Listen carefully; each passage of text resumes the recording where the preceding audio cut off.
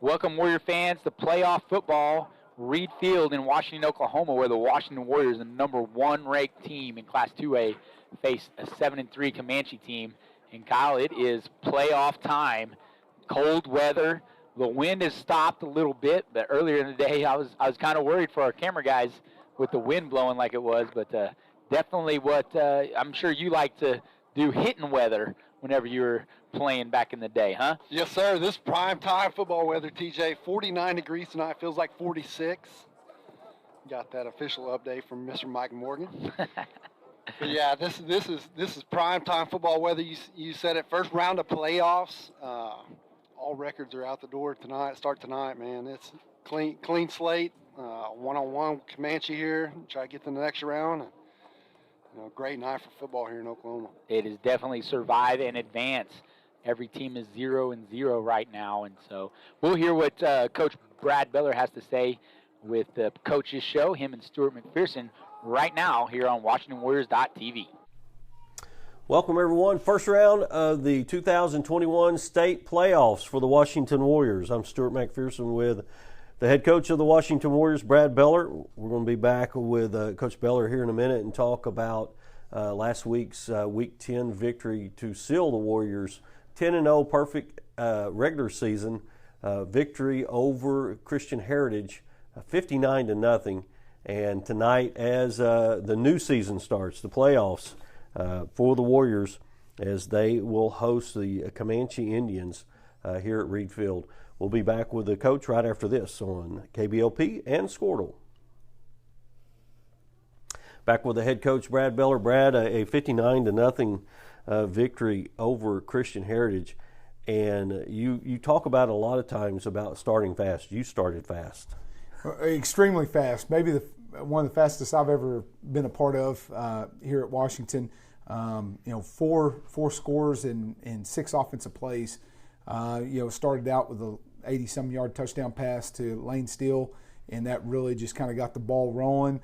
We were really high energy. Our kids were really in tune. I think the 10-0 the undefeated district champions was a big thing to them, and we came out swinging and did a great job of executing on that first set of plays. Yeah, scored on that first play, and then the next series you scored on the first play. Yes, it was very impressive to script it out, because we try to not every game do we script 8 and get through the 8, but we try to script certain things out that we would like to see, whether it's emotion or play. I don't know if you necessarily do it thinking that you're going to score on 4 of the first 6 plays, definitely the first 2, but we really did it to see what look we were going to get, and it just happened that we got the right look that we wanted, the look that we thought it was there for, was able to execute the play perfectly and score. So I was very, very proud of our offensive coming out, that hot and that fast. Brad, you've got to be really pleased, too, with your defense. You've thrown 3 shutouts on defense the last 3 weeks. Yeah, we haven't given up a touchdown since week 6, defensive touchdown. We gave up 2 points, our offense did, against Lexington. So that would have been the 4. Yeah, 7, 8, 9, 10. Yeah, 4 straight weeks. Our defense has thrown a shutout. So, and that includes a lot of playing time from our seconds and thirds. It's not against number ones. Against number ones, especially Holdenville. I mean, Holdenville never pulled their ones out. So, for our defense to come out, that lets us know that we are doing a good job in practice of getting those 2s and 3s ready. And we've tried to make that a point this year to really develop not just your 1s, but develop 1s, 2s, and 3s, knowing that they were going to have this portion of the year that they needed to be ready to play, and they have done it. Our coaches have done a great job.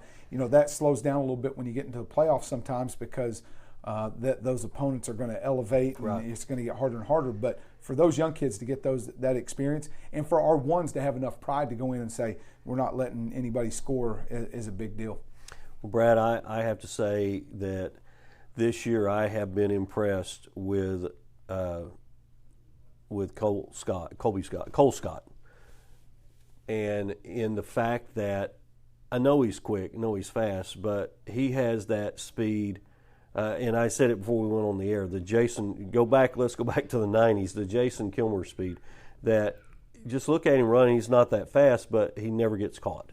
Cole doesn't. I mean, and what's crazy about him is he's on the 4x100 relay and he runs the curve, and you watch him and he looks like a slingshot. He just kind of gets thrown around the curve. And in a football game, sometimes it's just like bam. I mean, he's just on you. He's through not just the first line; it's the second line that he gets through so fast. You see a lot of guys just in mud trying to turn and catch him. And then the other night, whenever he scored his first touchdown right up the middle, the two safeties had angle on him, and he just ran through the angle, through the pursuit angle. So very dynamic. A lot of the love gets thrown to those wide receivers and quarterbacks and everything. But that offensive line and that running game is a really good running game. You talk about scripting things, and you could sort of tell Friday night that y'all had a plan of what you wanted to do, and you wanted to show a lot, and you wanted to play a lot of people.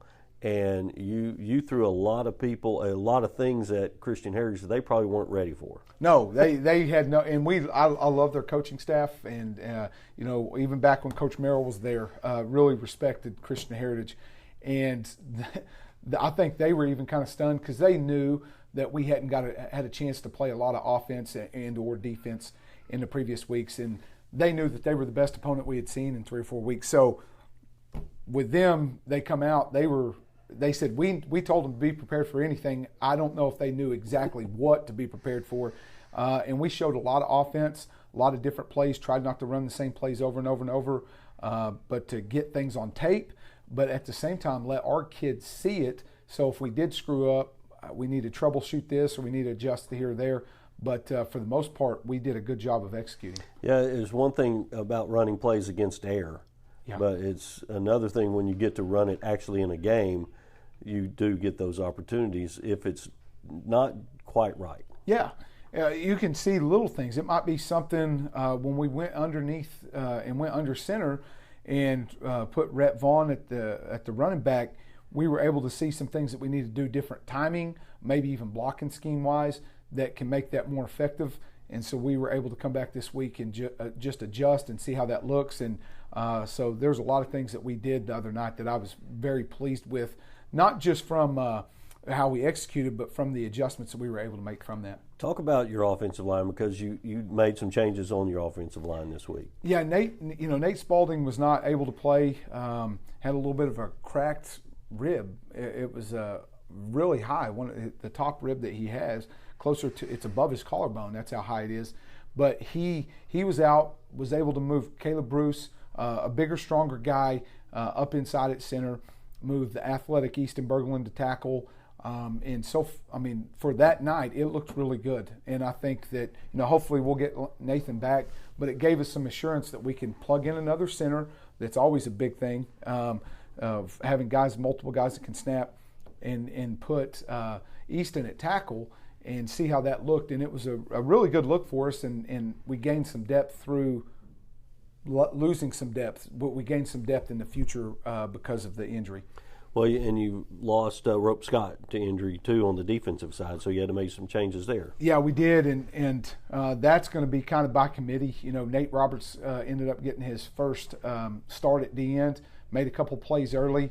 He's kind of that old school stand up kind of 2-point defensive end, but he did a fantastic job of learning it over the week and really working, and then sliding our fronts. Hayden Milner moved him around a ton.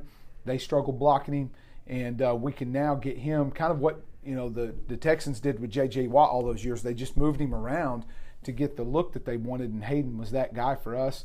But then to go to our four-man front, we put Rhett Vaughn, kind of throwback to R.J. Vaughn, and let him just turn him loose, and he did a great job kind of playing that four-down lineman defensive end for us, coming from the outside backer position. We ask you this every week, Brad. Give me an offense and defensive guy in the ball game that sort of caught your attention. Cole, to me, he did a great job of stepping in. But the other one I would say on top of that is Lane Steele. Him having a big game, he gets a lot of love, yes, and he gets a lot. But what he did and how he dominated that game, not just in the passing game, but he ran the ball 2 or 3 times, had 30, 40 yards rushing. Really kind of caught our attention of what that does down the road when people watch film. It's going to make it harder to want to go double Kobe and Luke. And so, yes, Cole is definitely that guy, but Lane really stepping in. On the defensive end, Rhett Vaughn, because of what he did, he was rushing the passer. He was playing outside linebacker. He had an interception in the game. He did it all defensively. And then on top of that, he was really physical. And so those two guys really step up. And as seniors, that's what you want to see from week 10 on. You want to see those seniors elevate their game, and those two did. Let's take a break. When we come back, we're going to talk to Coach Beller about the game tonight here at Reed Field as the Comanche Indians come to town. We'll be back with Coach Beller right after this. Back with Brad Beller of the Washington Warriors. Brad, Comanche finishing 4th in their district. They have the not so good fortune to have to come to Reed Field tonight. It's always hard for a 4 to play a 1, but you always see somewhere, somehow, a 4 will defeat a 1. What have you done this week to make sure everybody stays focused and ready to play tonight? The biggest thing is not to just sit idle and say, oh, we're 10-0, we get a home playoff game, and just be satisfied with that. I told them that championship teams don't take days off. They don't take time off. They don't look at an opponent and go, oh, they're not very good. We're gonna win. With Comanche, they're 7-3. They beat a 3A playoff team in Lone Grove. They were beaten by Frederick. That's no shame in that for the most part. Losing to Lindsay last week, I told them makes them a little bit more dangerous because Lindsay, they probably thought that they were going to go in there and hammer Lindsay and finish 2 in their district and 2 or 3 in their district and stay away from Washington. And the way that everything unfolded, where Davis upset Frederick, then Lindsay upsets them and they send them here. It's either going to do one of two things to Comanche. They're either going to come out fighting and mad because they are having to play here and the fact that they played so bad last week, or on the flip side, they might not. But we have to prepare for their best shot that they're going to throw. They already do some tricky stuff that they're going to throw everything but the kitchen sink at us. And so, coming in here having a team that could be potentially playing their last game and us potentially playing their last game, we've got to rise above the, hey, we want to look forward to Jones or Luther or whoever down the road. We got to stay, on point for what we're doing. Yeah, because right now it's not time to be looking ahead. It's a brand new season. Everybody's 0-0, aren't they? They are, and it's time for us to start playing our best ball. And you can't, walk in. You never like to lose week 10 and go in, limping into the playoffs. And you definitely don't want to go into the playoffs and play your worst game of the year. You really want to be playing up because, like you said, 10-0, 7-3 doesn't matter. If you lose this game, you're going home. Brad, talk about this game tonight with Comanche. We've been in a district with Comanche. Now they're in the Southwest. Do you go back with them next year? We do. In the district. And so they will be a district opponent next year. The district, and we saw them in 2019 we saw Comanche 2019 first round here. Right. And it snowballed on them. They were a better team than what they probably looked that night. It snowballed on them in a hurry, but we will see them the next 2 years. They have a big senior class of athletes that were here for that playoff round whenever they were sophomores, and they were good athletes and played there. So they're older, they're more athletic than what they were in 2019, and so it'll be a good test for us in week 1 to see what we're made of and how we can play in the playoff environment. We've talked a little bit about injuries. Anybody else that is either out or maybe coming back this week? No, everyone. I mean, Nathan Spalding was out last week, and of course Rope and Jake Wells have missed, and Ethan Montanez has missed majority of the year. Those last two have. So, but right now, you have your normal shoulder bumps and bruises, ankles here and there, but for the most part, we're pretty healthy and fresh, and we look really fast in practice. I hope that translates to the game. Forgot to mention, kicked a field goal last week. We did. First one, Yeah. First one of the year, especially after a year where, Caden tried out there and tried a 50-yarder, and Sam did a great job of that. Our special teams are such a big part of the playoff push, and it has in years past. It's either benefited us, and then we counted up 7 times in the last 30 years that we have lost a playoff game due to a big game-changing play in the playoffs on special teams. So I was a part of a couple of those. Yeah. So that's where we need to make sure that we shore those up and execute really well on the special team side. Well, Brad, let's wrap it up and let's talk about keys to victory over the Comanche Indians tonight here at Reed Field. Biggest thing is controlling the nerves. Playoff atmosphere. A lot of these kids that haven't started before have dreamed about playing in the football playoffs for the Washington Warriors, and so they need to control their emotions. We need to make sure that we take care of the football and we eliminate the big plays. And if we do that, we always tell our kids the scoreboard will take care of itself if you'll take care of each and every play and just play the best you can. So I'm really excited about that. 7 o'clock kickoff. The paper started out 7:30. They allow everybody to fit what they want. So 7 o'clock kickoff tonight. 7 o'clock kickoff. Want a big crowd. The weather is starting to get, even though our field is still green in November, it's still playoff time, and we need everyone out and cheering us on. Yeah, it's going to be nice. It's going to be football weather. Nice and cool. Get here, get you a good spot, and be loud for these guys that are starting their playoff push here in the 2021 season. Brad, best of luck to you and the coaches tonight. Yes, sir. Thank you. And the Warriors, we want to wish them the best and get ready for a long run into the playoffs for Washington this year. For the coach, Brad Beller, I'm Stuart McPherson. If you're on KBLP, stay tuned to the Lindsay Leopard Coaches Show. If you're on Squirtle, TJ and Kyle will be with you with more of the pregame right here from Reed Field. For the coach, I'm Stuart McPherson. Good night, everybody. For over 20 years, we have offered all of our customers the best products and services in the industry. Whether it's residential or commercial, we got you covered. Give us a call or visit our website.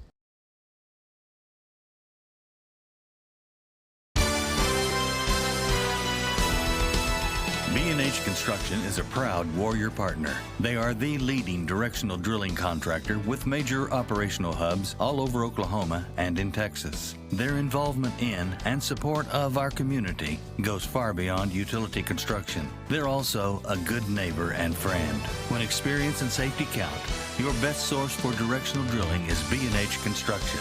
Go Warriors! Darren Beller and Jason Hendricks, owners of Air Product Supply in Goldsview, are proud to sponsor the Washington Warriors on Squirtle for the 2021 season. APS is the regional distributor of Climate Master geothermal heat and air equipment and Lux Air and Oxbox as well. If you are looking for a local heat and air service company, call us at 405-288-0233 and we can put you in contact with the local professional heat and air company. All the employees of APS want to wish Coach Brad Beller and the rest of the Warriors and coaching staff the best of luck this football season. Go Warriors! It's no secret Pioneer Cellular cares about the students of our communities because we're in your communities with more retail locations than any other carrier in Western Oklahoma. It's no secret that we provide opportunities for students to learn remotely with distance learning plans and MiFi devices. We also help these schools live stream their games so family members across the country don't miss the action. We sponsor schools and colleges because your children deserve the best. Pioneer Cellular. It's no secret.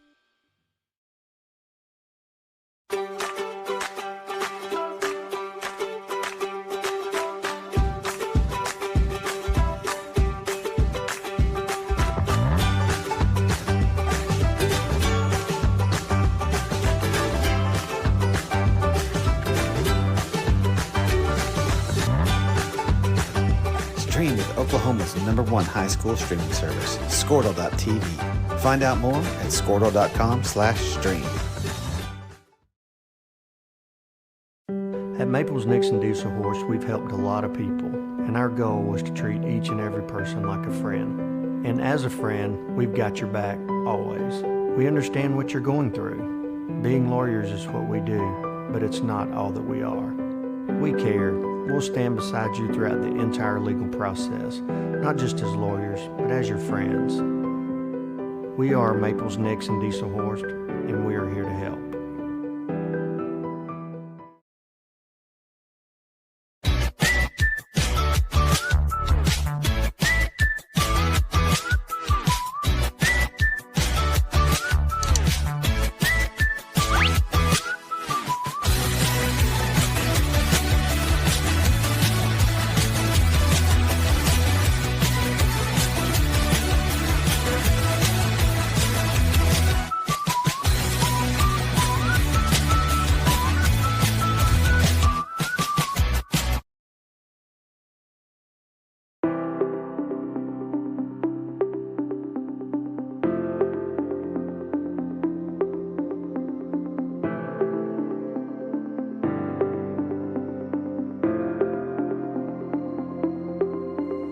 Is it time for your school or business to purchase a new phone system? Give the experts at Versatile Networks a call. In most cases, we can provide a phone system with brand new phones for less than your current monthly bill.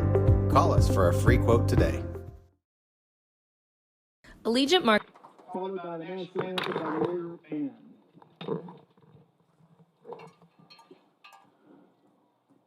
Father, we thank you for tonight. We thank you for the opportunity to come out here in freedom. We thank you for the veterans that helped provide that freedom for us to live in this land and to enjoy nights like tonight. Father, ultimately, we thank you for the freedom that we have in Christ. We thank you that He died for us, rose again for us, so that we can walk and live in forgiveness and in freedom. We honor you for that. Father, for tonight's game, we pray that we be injury-free. We pray that everyone give a good effort and we will ultimately honor you with our attitudes and our actions on the field and in the stands. It's in your name we pray. Amen.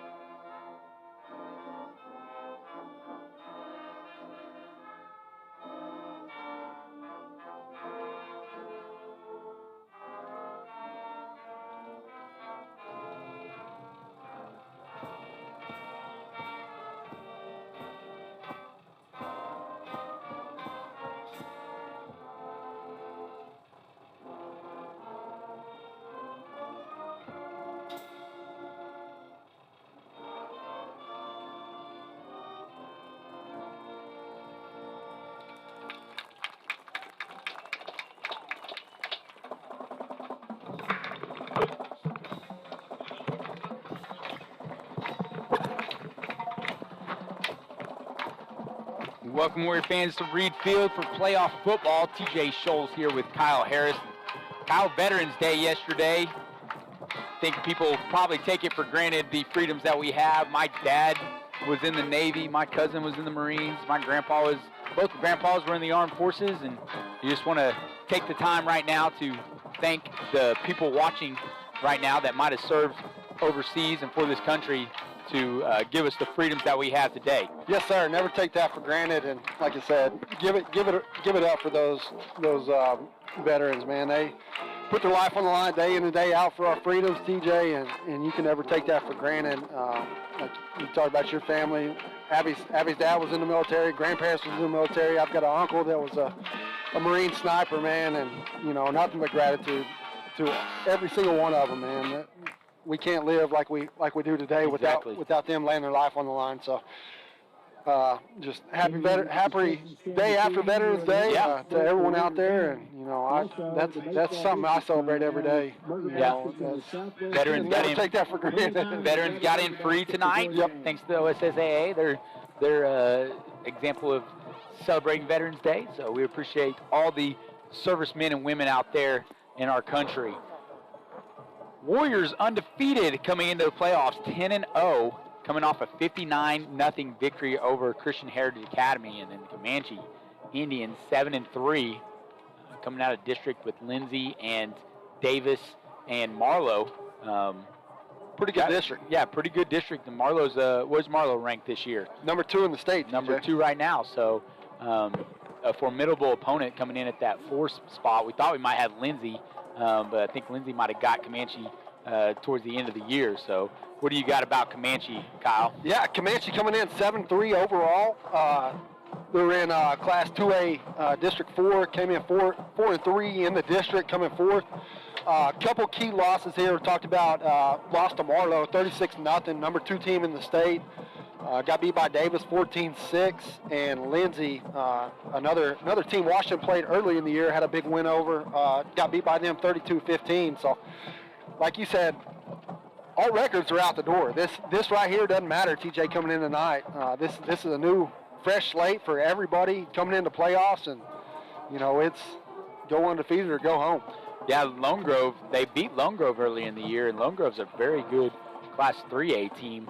The Longhorns down there by Ardmore have had some success in baseball, softball, and now football. But Washington coming off of a 59-0 win over CHA, in which Cole Scott, a running back for the Warriors, rushed for 3 touchdowns and over 100 yards. And you got to think with the weather getting a little bit different than it was earlier in the fall, that you might see a lot more Cole Scott throughout these playoffs, Kyle. Yeah, definitely try to control the clock, TJ. He's been a great asset for Coach Beller here in this Warrior offense all year. To add to the 4 high-powered receivers, that come out. They've got a couple other that they add in there, throw in the mix that we saw last game that we haven't seen all year. But a good dose of Cole Scott during the game of what he's put up this year. 114. Last game, that's big, TJ. To have a guy that can run the ball, average per carry, 12 yards a carry, over 10 yards a carry. So that's big to come in and be able to rely on him to control the clock and pick up good yardage every run.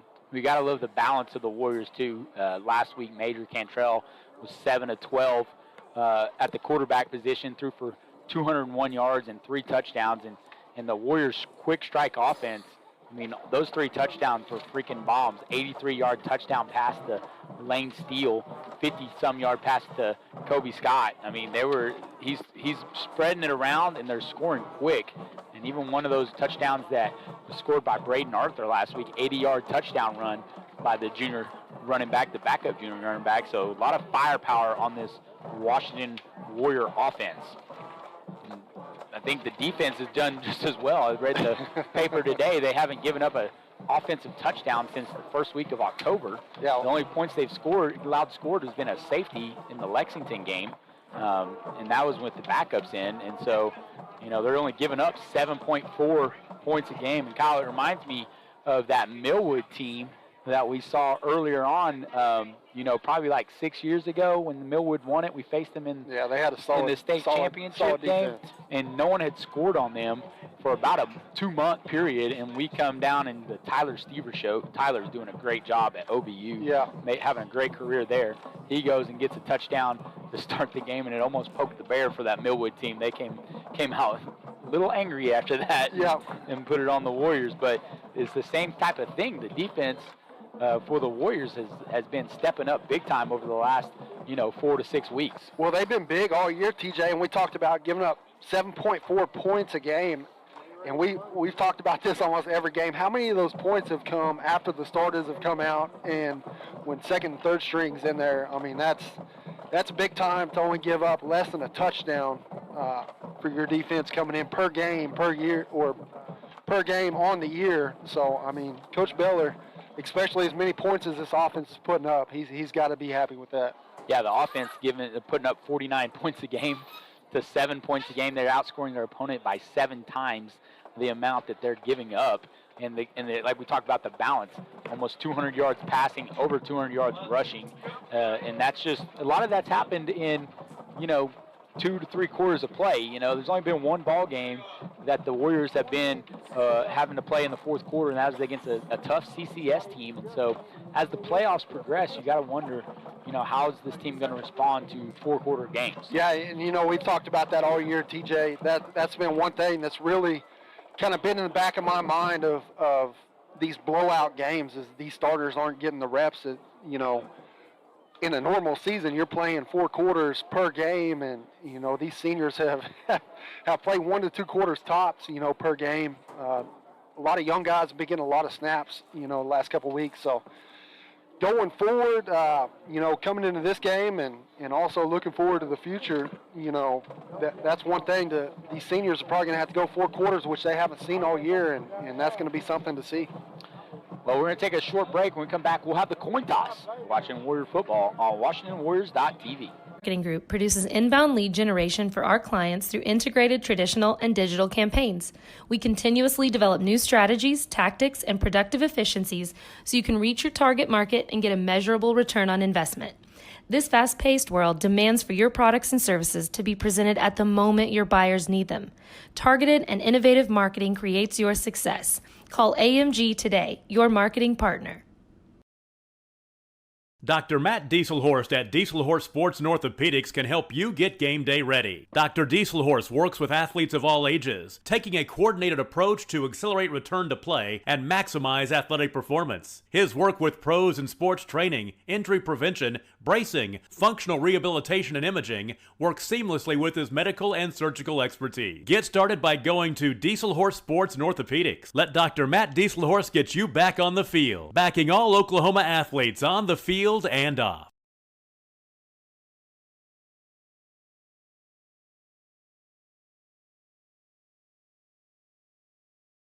Support your school's booster club and get your business in front of thousands of potential customers. Talk about a win-win. Advertising packages start on this streaming station for less than $10 a game. Call 405-726-0835 or email adam@squirtle.com right now for more information. Welcome back to Reed Field. We have the coin toss as the captains meet out to midfield. The captains for the Comanche Indians are number 3, Colton Newton, number 55, Owen Bigford, number 77, Sam Siebert, and number 81, Mason Colbeth. For the Warriors, number 2, Luke Hendricks, number 56, Rope Scott, number 3, Kobe Scott, and number 21, the birthday boy, Lane Steele. Yep, celebrating his 18th birthday today. The referee for tonight's game, the referee is Rick Smith. Yeah, going back to Rope Scott, TJ, on crutches out there, you hate to see that, man. Senior year, have a knee injury like he had and have to go through. We wish him nothing but best. And hopefully he can get back quick from that. But yeah, it's just a sad thing to see being a senior. That's the worst thing. I hate that for seniors because they're done. And Coach Autry, Queston Autry, posted something on social media last week about how football is different than a lot of other sports, and the fact that once you, in your high school career, once you put those pads and helmet up, there's no recreational football league. You have flag football, but that's a little different. There's no recreational football league if you're done after high school career. You can go play pickup basketball, you can play golf, you can play tennis. There's some men's baseball leagues out there. Or slow pitch softball leagues, but you can't replicate what you get from being on a football team in your high school football career. And so really, really hurt for Rope Scott, a great young man, hard-working kid, a 4-year starter, and we hope nothing but the best for him in the future. And who knows, maybe as the playoffs go on, I'm not sure what the prognosis has been, hadn't have a chance to figure that out yet, but if there's an opportunity, we'd love for there to be an opportunity for him to maybe strap it up one more time.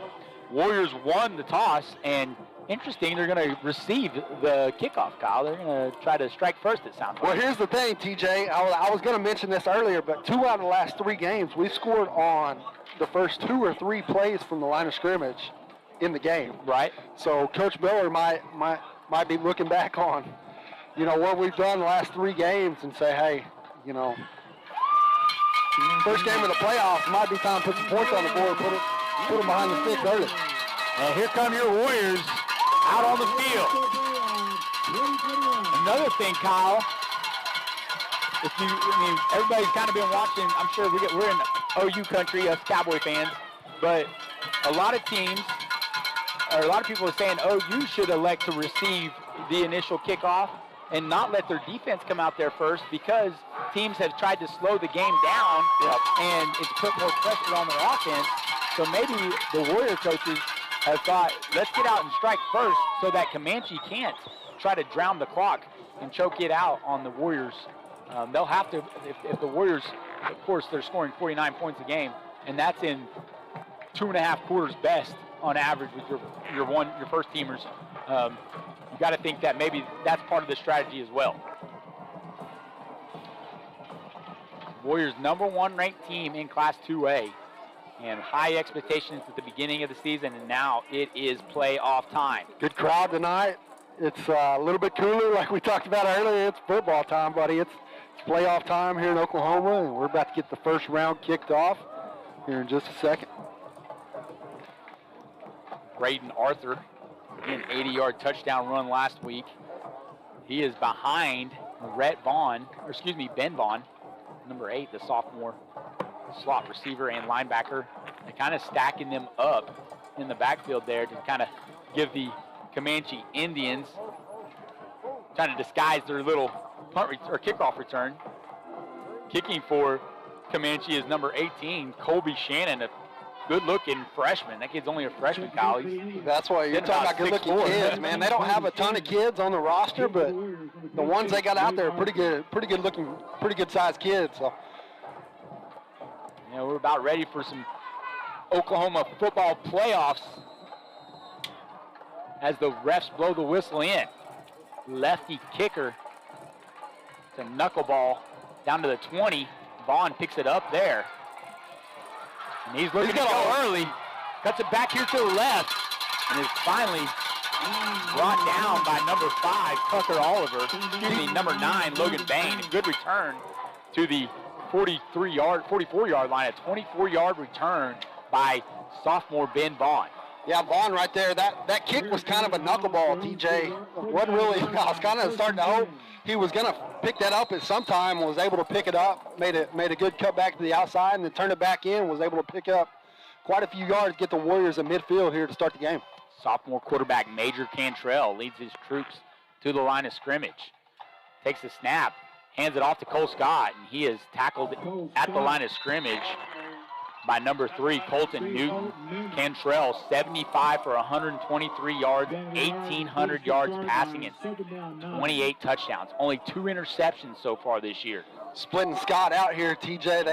They didn't get nothing there on that first down with him in the backfield, so they're going to split it 5 wide right here. Cantrell looking down the field. Oh, and it's dropped. Luke Hendricks started to run before he caught the ball. Ball was dropped around midfield, and it's going to bring up an early third down for the Warriors, a 3rd and 9. Major got that snap there, had plenty of time, hit him over the middle, and that's one of them you got to look in, bring up 3rd down and long here for the Warriors. Comanche showing pressure from the corner spot. Let's see if they bring it.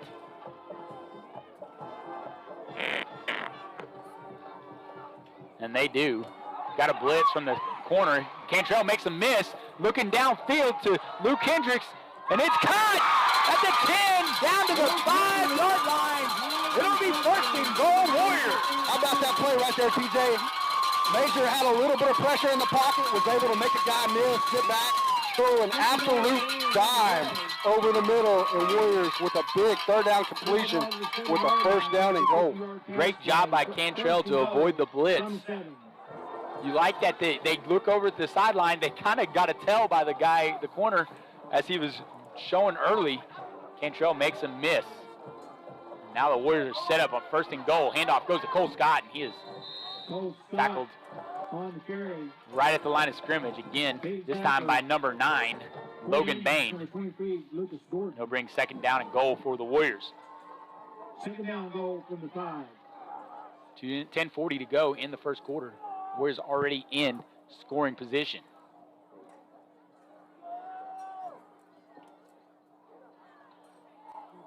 Cantrell sends Steele in motion on jet sweep. Is at the 5. He's looking for the corner of the end zone. Let's see what the refs say. Touchdown! 5-yard touchdown run on a jet sweep by Lane Steele. Kind of a delayed call there, TJ. We were starting to wonder if he got it or not. But Lane Steele on the jet sweep put the Warriors on the high side here in the 1st quarter. 10:22 left on the clock, and Warriors up 6-0. Nice little birthday present for the 18-year-old. Yeah, I think the official, he ran into the official, and the official was just waiting to get spun around so he could get it. Hegeman on for the extra point. Looks like there's some movement up front. It's going to be a false start on the Warriors. Back them up 5 yards. Kyle Hegeman hit a 28-yard field goal last week, and we both thought that was a good idea to at least give him some kind of practice in a live game situation in case you need a field goal. Yeah, because he's been kicking a lot of field goals this year. A lot of extra points. I've told you several times, if he's not kicking in practice, that's all right. He's getting plenty of practice during the games, but that was definitely a smart of Coach Beller to get a field goal in. Let's at least see what he's got. We might need that down the road, come deeper into the playoffs here. And another false start. Back him up. This may be a 28-yarder before it's over with. It's going to be right about 30, actually, Kyle. The Comanche Indians were bluffing like they're going to jump off sides and making the Warrior offensive line flinch. And now Hegman got a 30-yard extra point attempt, line drive, and it's through the upright. With 10:22 left to go in the first quarter, Warriors lead 7-0. Watching Warrior football on WashingtonWarriors.tv. Hey, Warrior fans, this is Brian Arthur. My wife Jennifer and I are proud sponsors of the Washington Warriors and would like to wish all the Warriors and their coaches the best of luck this season. When you need a locally owned company that you can trust, look no further. For over 20 years, we have offered all of our customers the best products and services in the industry. Whether it's residential or commercial, we got you covered. Give us a call or visit our website.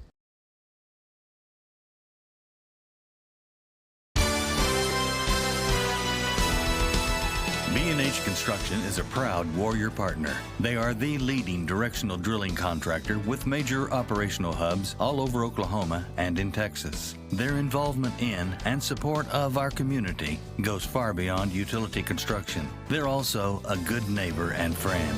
When experience and safety count, your best source for directional drilling is B&H Construction. Welcome back to Reed Field. Kobe Scott set to kick. Back to return for Comanche is number 19, T.C. Lindsay. High end-over-end kick. Take that's 18. Kobe Shannon. And he is brought down by a host of Warriors. And they're fired up. Kate Norman there pushing back. Trying to strip the ball. Yeah, they're trying to get a free possession there. Comanche will take over. Right around the 13-yard line. That 50-yard third down play by Cantrell to Hendricks was big, Kyle. Yeah, huge, absolutely huge. Comanche's going to keep it with their quarterback, number 6, Bryson Evans. The senior is only able to get back to the line of scrimmage. Looks like there's a turnover. And there is. Football play, and the Warriors have recovered. Inside the red zone too, Kyle. Yeah, that's big. Not sure who got that, who came up with it, what happened there, but yeah, they just a quarterback draw, and quarterback must have got stripped, and the Warriors were able to come up with it. Now they are ready to strike again inside the 15 at the 14-yard line.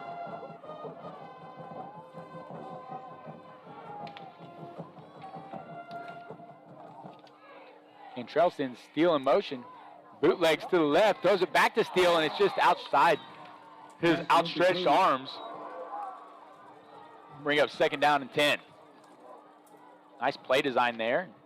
Unable to convert on the pass. 10:04 to go in the first quarter. Turnovers are not what Comanche wants against this high-powered offense. Handoff goes to Steele up the middle. He's looking for room to run. Spins off a guy and is down inside the 5. He's going to be close to the first down. I think he's going to be a little bit short, Kyle. Steele's got a bunch of touches tonight, coming off last week. 2 plays right off the bat. You know, right. Interception and making some noise in the first possession of that game. First 2 possessions of the game last week. He's getting several touches tonight. 3rd and short for the Warriors. Handoff goes to Cole Scott. And I think he might have enough for the first down. See where the refs spot the ball. Cole Scott on the carry. Tackled by Newton. And they do. 1st and goal for the Warriors. Game is short enough for a Warrior first down. 1st and goal from the 3.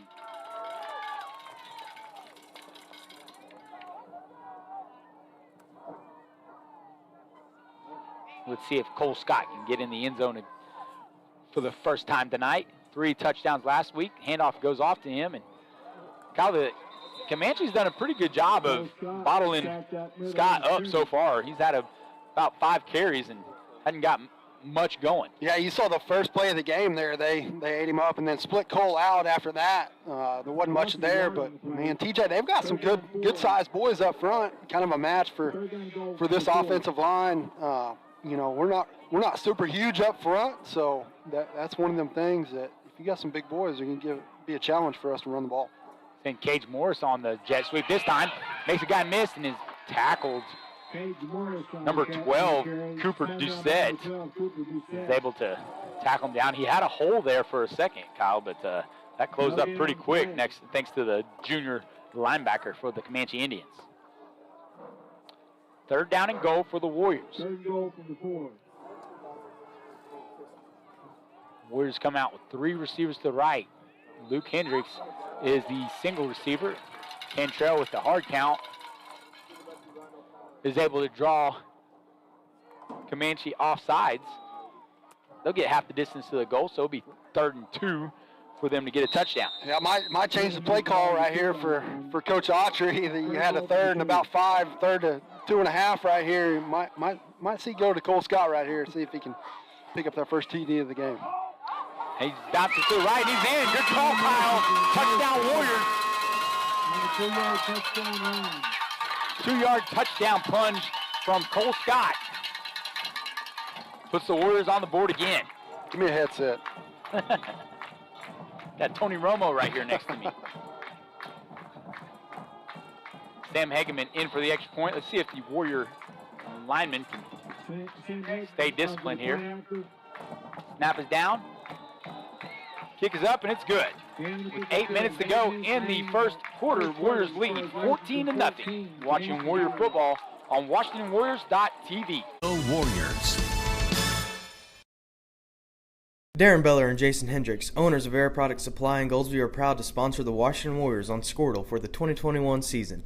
APS is the regional distributor of Climate Master geothermal heat and air equipment and Lux Air and Oxbox as well. If you are looking for a local heat and air service company, call us at 405-288-0233 and we can put you in contact with the local professional heat and air company.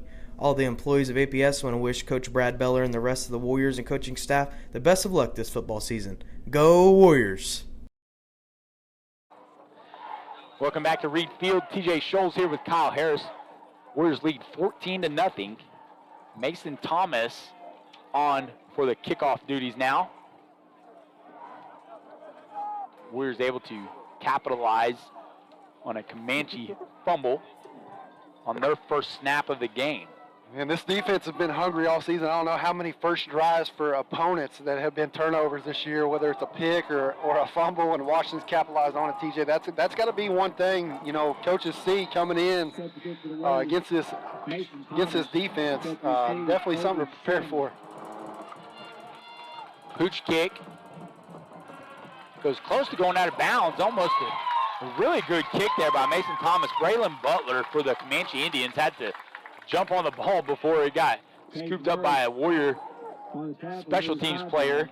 A little sauce on that. It almost looked like it was going to go out of bounds, and then it kicked back to the left. But yeah, Kyle, give the defensive coaches credit, because at the beginning of the year, 3 of the 4 games, the Warriors gave up touchdowns on the open possessions. And over the last 6 games, they've done a great job of holding teams out of the end zone. It's like a false start penalty as Bryson Evans sends man in motion. See, that's going to back them up 5 yards. He was sending Tucker Oliver in motion. That's going to pin them back further. The 4th seed out of District 2A4 already in a deep hole at the beginning of this game. 3 receivers to the right. They're in an empty set here.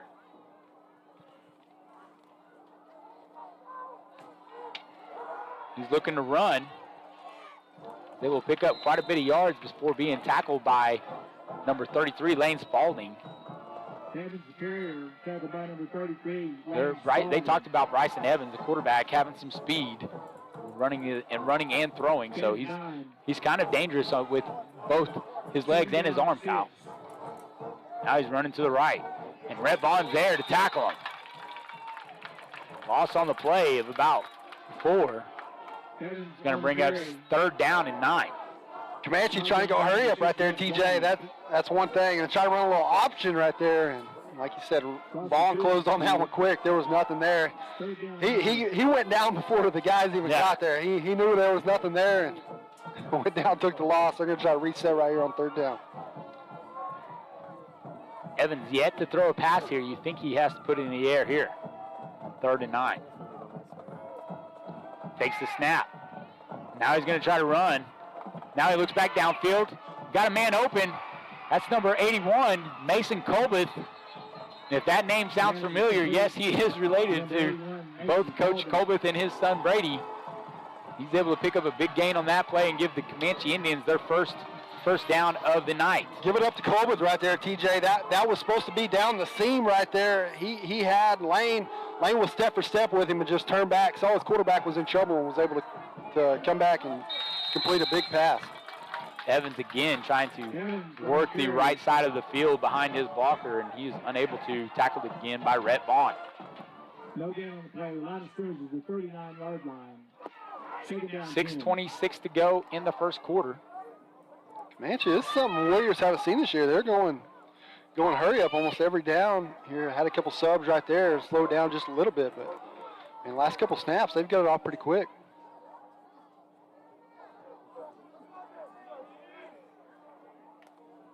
Evans takes the snap, and we have a first handoff of the game. Time goes to Tucker Oliver, it looks like.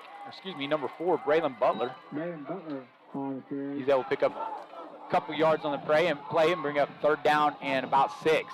It's a big down right here for this Warrior D. Comanche's showing a little bit right here, flexing a little bit on this Warrior D, and got a pretty good drive going. We'll see if Warriors come up with a stop. Looks like the Warriors might be bringing some pressure with Keller Howard. And here comes Howard. Handoff goes up to number 5, Tucker Oliver. He makes the guy miss in the hole and is able to get into Warrior territory at the 35. He is slow getting up. Comanche running 2 guys in the backfield, a little bit of misdirection, Warriors are having to stack the box right there. That's one thing for Comanche. If you can get Washington to stack the box and get past that second level, you've seen it right there, able to pick up big yards on a play. Yeah, they were able to get through the blitz that the Warriors had coming and gain some yards on that play and give them another first down. Looks like there's an injured player on the field. We'll take a timeout. You're watching Warrior football on WashingtonWarriors.tv.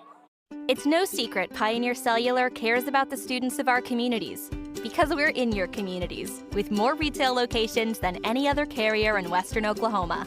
It's no secret that we provide opportunities for students to learn remotely with distance learning plans and MiFi devices. We also help these schools live stream their games so family members across the country don't miss the action. We sponsor schools and colleges because your children deserve the best. Pioneer Cellular. It's no secret. Welcome back to Reed Field. The injured player is number 5, Tucker Oliver. He was able to get up on his own effort, walk it off. Looks like he might just had the air knocked out of him, but the Indians are knocking on the door in Warrior territory at the 35-yard line. Handoff to number 12, Cooper Doucette. He's able to pick up 3 yards on the play. C-17 in there, TJ, Nate Roberts in at that defensive end. A little bit different look. Coaches kind of played with a little bit last week, and see him back on the field at that spot this week. This time, Braylon Butler gets the carry. Keller Howard, Hayden Milner, Jackson Hendricks, and Lane Spalding there to hold him for a couple of yards, maybe a 3rd and 5. And Kyle, you got to think that the Indians are just trying to get as many yards as they can, 4 yards in a cloud of dust. Well, they're in 4-down territory, it looks like right now, so maybe try to pick up half of it right here, and I'd assume they're probably going to go for it on 4th down. The threat of the running quarterback really makes the Warriors have to keep their eyes disciplined. Getting pressured, he's sacked! Rhett Vaughn and Nate Roberts there in the backfield to meet the quarterback. Yeah, Loss of 10 on the play. Rhett closing that up, but Nate getting held out there on the end. The ref reached for his flag. He got free and ended up making the sack and kind of put it back in his pocket. A big play right there on third down for this Warrior D, come up with the sack. In the punt is number 18, Colby Shannon. Warriors will play safe and not elect to have a return man. Spiraling punt. Bounces at the 5 and looks like the Comanche Indians will down it just inside the 1, right at the goal line. A nice punt by Colby Shannon. Pin the Warriors deep, but you know what that means, Kyle? That means a 99-yard drive coming up, right? That's what I was about to ask you. What do you go with here? Are you going to pass on first down, or are you going to give it to Cole Scott up the middle? Try to give you a little bit of breathing room. Probably go with Cole Scott first, and you might get a 99-yard touchdown run from him. 3:37 to go in the first quarter. Warriors lead 14-0.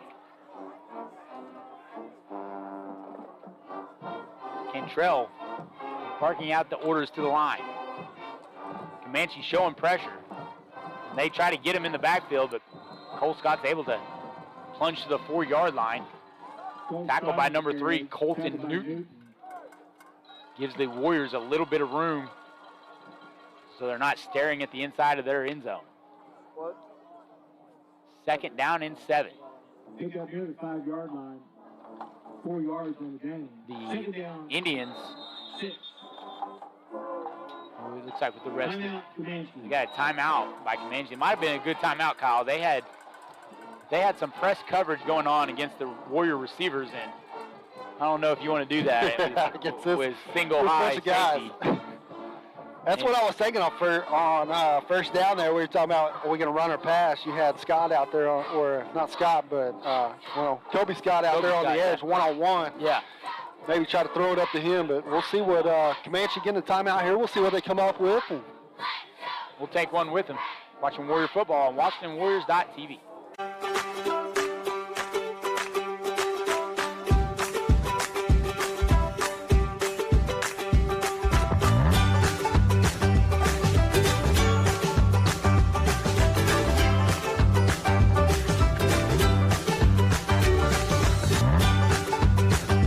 Stream with Oklahoma's #1 high school streaming service, Squirtle.tv.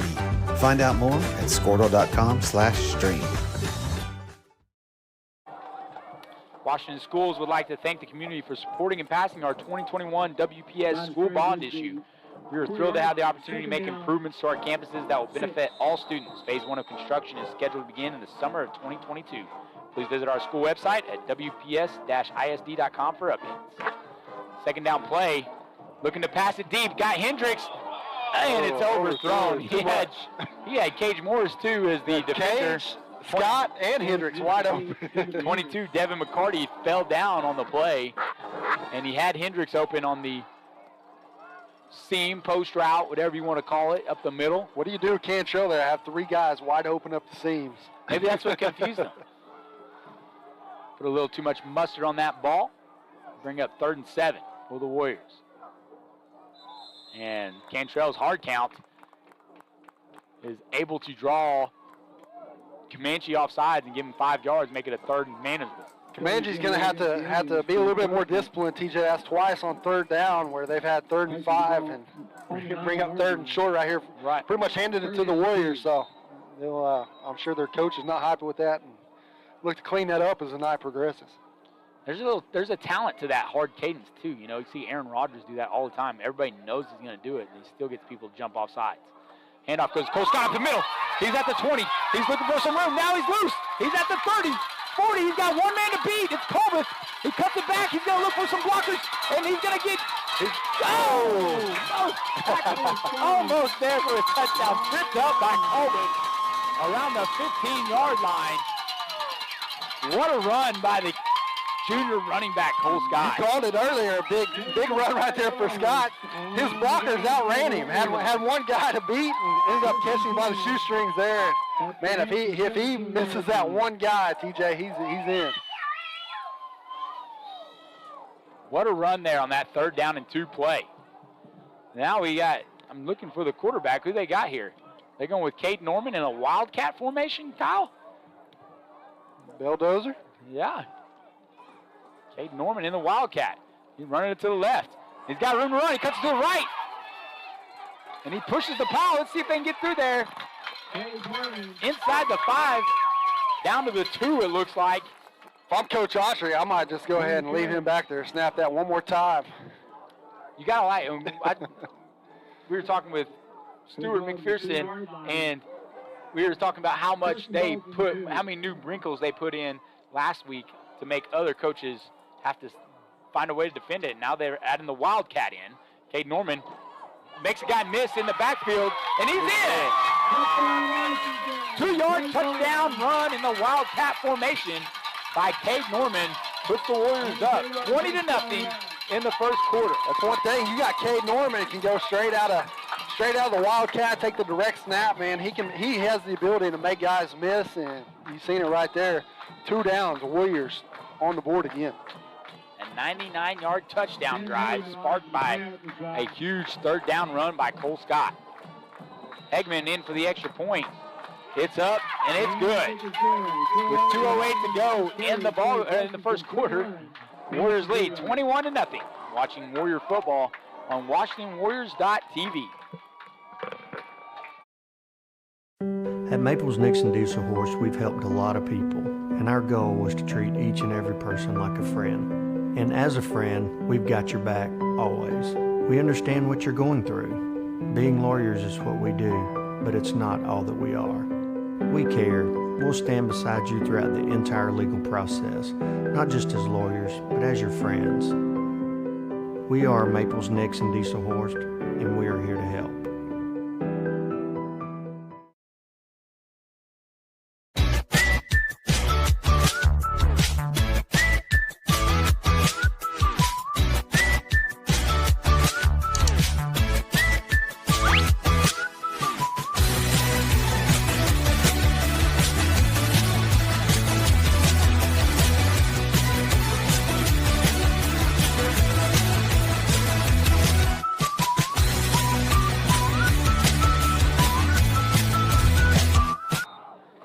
Back to Reed Field, Mason Thomas set to kick.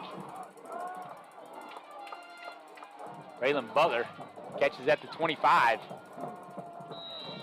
Special teams is able to stop him inside the 30, right at the 30. Check that. Warriors different strategies than the kickoff. Kobe Scott, we saw him in the first game kick it 5 times into the end zone. Yeah, I was about to say that. That's probably something coaches picked up on this week. We've seen that almost every kick this game, little pooch kick to that one guy over there. Bryson Evans brings his team to the line, takes the snap and hands it off. Tucker Oliver. Warriors meet him at the line of scrimmage. He's able to push forward a couple yards. Number 8, Ben Vaughn, there to take him down along with the other host of Warriors. Via 2nd and 7 for the Indians. Minute 36 to go in the first quarter. Handoff goes to Braylon Butler, and there's nothing up the middle. Dom Jackson, Defensive Player of the Week, nominated by Coach Beller last week. Doing a great job at that nose guard position. I'll tell you what, man, we talk about the secondary in this defense, but them 3-4 guys up front, man, they're 4 guys that 3 and 4 guys that put in work game in and game out. They're pretty much the backbone of this defense. Well, Dom Jackson checking in at 3 bills. If he ever figures out that he can be as big as mean as he is big, he's going to cause some troubles. They're looking deep, Comanche is, and there's going to be a pass interference penalty on the Warriors. Pass was intended to Devin McCarty. Like the Warriors were in a zone coverage there, and the safety, Jackson Hendricks, hit the receiver before the ball got there. Yeah, just kind of ran. That ball was just thrown up. TJ had one-on-one coverage down there, and then Jack's floating over the top, just kind of looking for the ball. Pretty much ran into him. Right. that's an easy call for the officials right there, and give this Comanche Indians a first down. Ball's at the 49-yard line of the Indians. Evans looking to run, cuts it back up forward, but he is met by the leading tackler of the Warriors, number 33, Lane Spalding. Give credit to Hendricks right there, just had the pass interference, but man, coming off the edge there, turning that play back into this Warrior defense, and give him credit for blowing that one up. Lane Spalding with 87 tackles. The next closest tackler for the Warriors is Case Taylor at 45. So Spalding getting after it at his linebacker position. 2nd and 8. Evans fakes the handoff and he's tackled. Good job by the defensive end, Hayden Milner, and deep linebacker Ben Vaughn not being fooled on the zone read. Loss of a yard, make it 3rd and 9 at midfield. Milner have a free play right there. Nobody even blocked him coming off the edge. Was able to get a hold of that jersey, bring him down. That's the end of the quarter.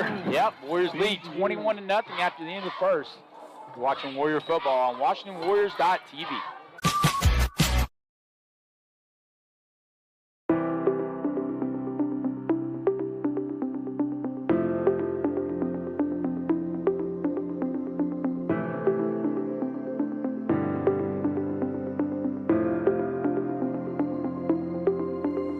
Is it time for your school or business to purchase a new phone system? Give the experts at Versatile Networks a call. In most cases, we can provide a phone system with brand new phones for less than your current monthly bill. Call us for a free quote today. Allegiant Marketing Group produces inbound lead generation for our clients through integrated traditional and digital campaigns. We continuously develop new strategies, tactics, and productive efficiencies so you can reach your target market and get a measurable return on investment. This fast-paced world demands for your products and services to be presented at the moment your buyers need them. Targeted and innovative marketing creates your success. Call AMG today, your marketing partner. Welcome back to Reed Field, Warrior fans. Comanche 3rd and 9 at midfield. Start the second quarter. Evans takes the snaps, looking to throw. Now might be looking to run, avoiding pressure. Still looking downfield, got a man open, it's Colbeth. He's at the 20 and brought down by Kobe Scott inside the 15 at about the 14, 13-yard line. Man, how about this quarterback, TJ? That's 2 or 3 times tonight he's able to escape pressure and give it up to Colbeth. That's 2 times tonight Colbeth has came back to the ball or broke free on big third downs. On big third downs and was able to come up with big plays. 1st and 10 for the Indians. Evans takes the snap, hands it off to Oliver, and he is brought down by Milner. Keller Howard in there as well. No gain on the play. Will bring up 2nd down and 10. Warrior cheerleaders going to Moore tomorrow for Game Day State. They have preliminaries first, and then if they are in the top 6, they'll be performing in the finals. So you don't have anything going on tomorrow, go check our girls out at Moore High School, Game Day State. 11:05 to go in the quarter. Evans takes the snap and runs to the right. Milner comes to the backside and tackles him down. No gain on the play will bring up 3rd and 10. There is a freaking bulldog out there, TJ, coming off the edge, coming up with another one. I believe if our stat guy, Mike Spalding, I think he sent me an email today saying how Milner is leading the team in quarterback pressures, and that after watching that play, it's no surprise. 3rd and 10 for Comanche. Evans takes the snaps, looking to throw, and it is off the hands of number 18, Colby Shannon. Had him open. Timing play was not successful. Going back to Milner, TJ, I'd say after the meal his daddy cooked today. I'm not sure if that was today or yesterday, but he had a plate full of steaks he cooked for the boys. And thanks for the invite, Joel. Man, they're eating good. 4th and 10 for Comanche. And they'll go for it. They have 3 receivers to the left. Single receiver is Colbeth on the right. Evans looks left, avoids the tackle, And he is sacked. Fumble. Ball's loose. And it don't matter. It's going to be Warrior football anyway. Sack is by Hayden Milner and a fumble caused. Number 60, Brady Dobbins, able to fall on it for Comanche.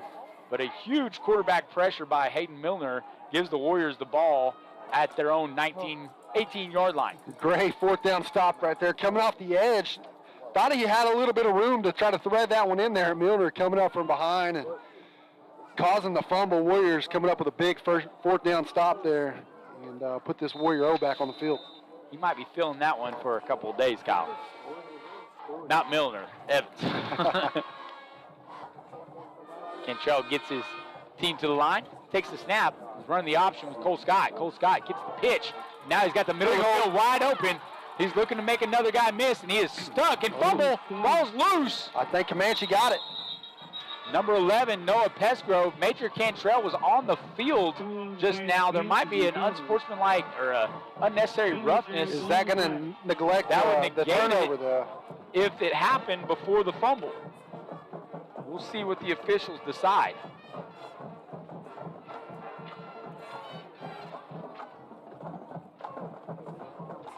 This is going to be a tough one here, TJ, because that was kind of the same time as the ball coming out. We'll see. Right. Obviously, the Comanche coach is not going to be happy if the refs roll this one. Referee Rick Smith getting together with his refereeing crew. See what he calls. He's going to get his other official in here to discuss the Looks situation. like it's going to be Comanche ball. They're talking about they're going to push them. I don't know. They're still talking about it. Yeah, they're going to back them. Well, they're going to back them up either way, but we'll see if the Warriors were able to maintain possession. They call it dead ball. It was after the fumble, so Comanche will retain possession after the fumble on the Warriors. They'll back them up 15 yards, but they will get the ball at the 48-yard line of Comanche. I don't know if that's going to be good for this offense, trying to put a little hit on the quarterback. They might we'll see fire how him the up a little defense bit. responds to this one right here, but we'll see. Comanche 1st and 10 at midfield. 10 minutes to go in the quarter. Cole Scott usually pretty good with the ball in his hand. I don't know if he even has a fumble on the year. That might be his first one.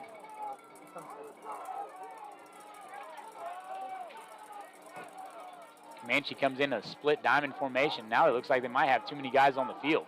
That would be a penalty. Well, they didn't even run the clock, so it doesn't matter. Good job, official. They run the jet sweep. Looks like a reverse. Might be a pass, and it is. Back to the quarterback. A little Philly special. No, he can't pass it again, Kyle. He is sacked. Rhett Vaughn takes him down to the 40-yard line. I guess it wouldn't be a sack. It would just be a tackle, but he thought he was going to try to pass it again. Yeah, you can pitch that behind the line as many times as you want. You got the speed of this defense. It's going to be tough. So credit the Warriors right there. Big stop on a trick play. Bring up 2nd down and a mile here for the Comanche Indians. The double reverse pass back to the quarterback. Unsuccessful. Good job by the defenders staying at home. 2nd and 18. Bryson Evans prepares for the snap. They go in empty set. And Lane Spalding's coming with the pressure. And timing route to Colbeth is incomplete. I think a little miscue right there. Colbeth trying to run down the field, and almost should have been maybe a 5-yard and out there. He went about 7. At the first down, or at the marker there, and he kept going. So a little miscue. Bring up 3rd and 18. About 18 for the Comanche Indians.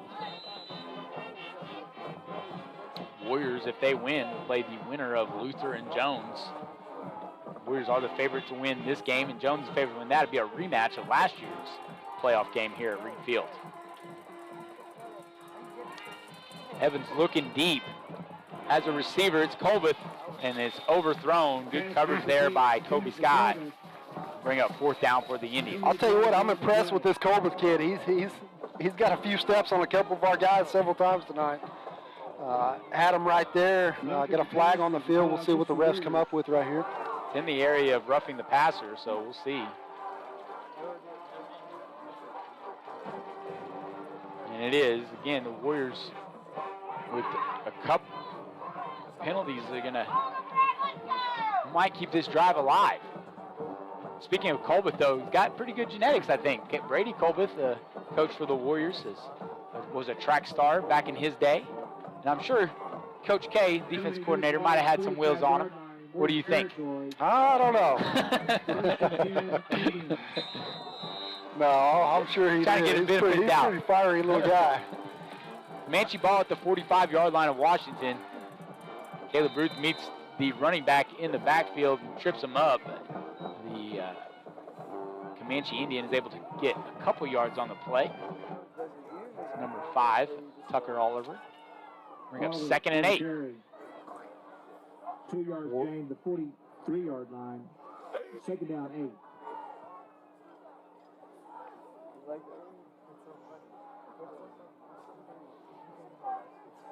8. 8:28 to go in the first half.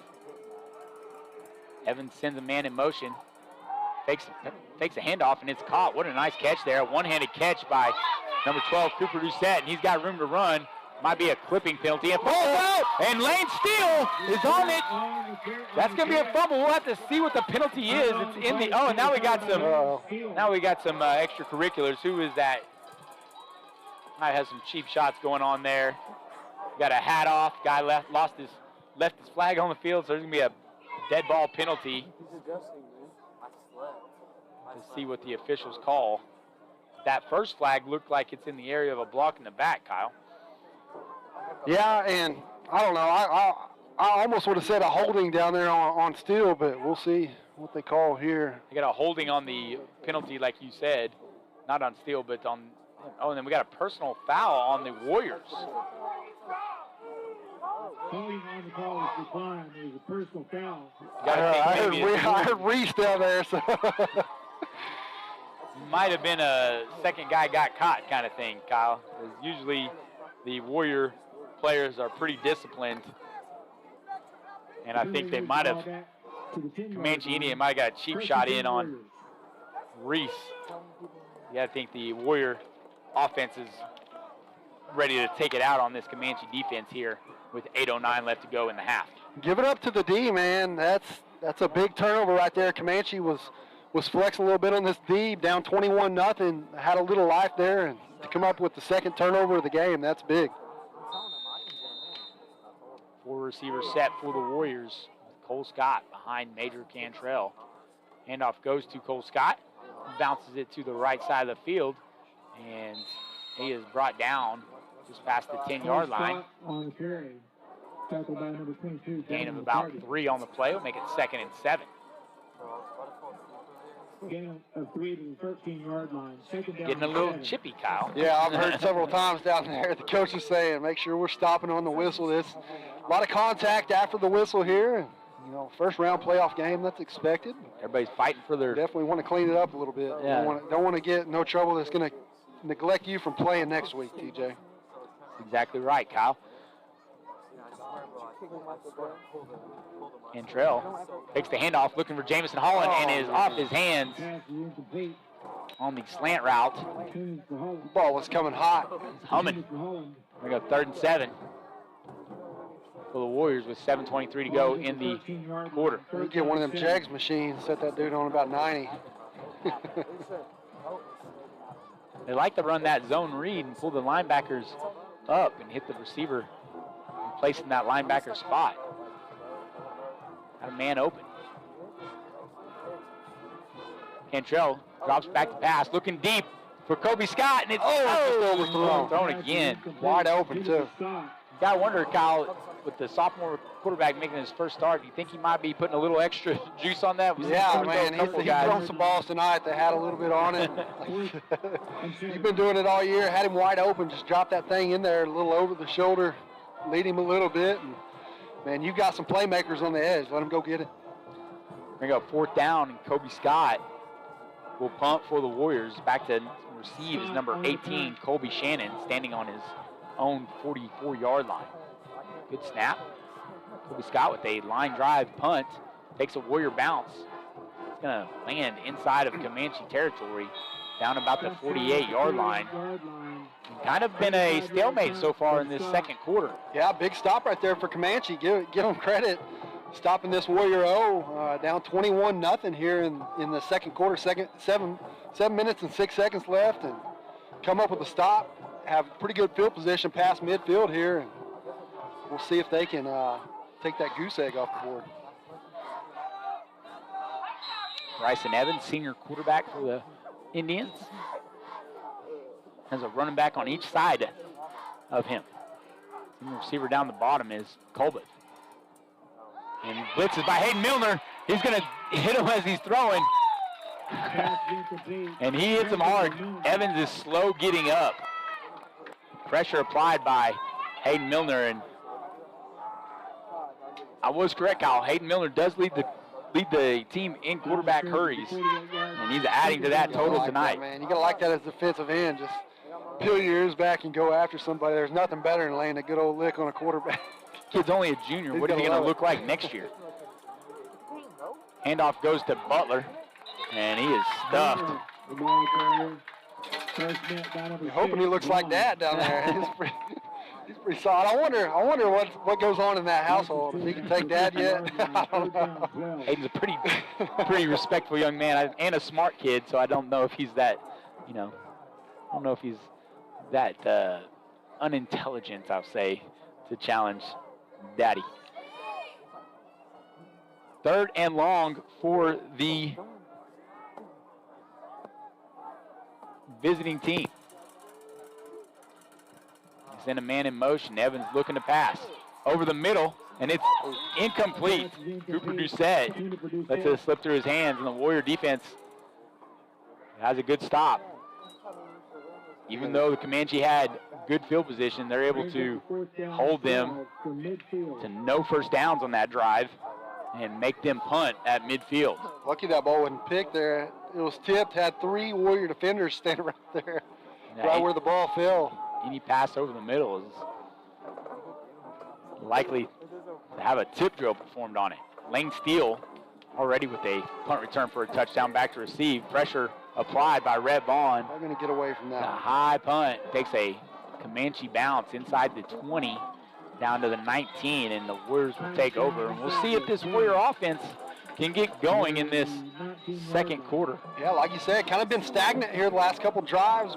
Comanche put a little bit of pressure on them and not being able to get anything going, TJ. Hey, one thing I was going to touch on earlier, man. How good does this field look?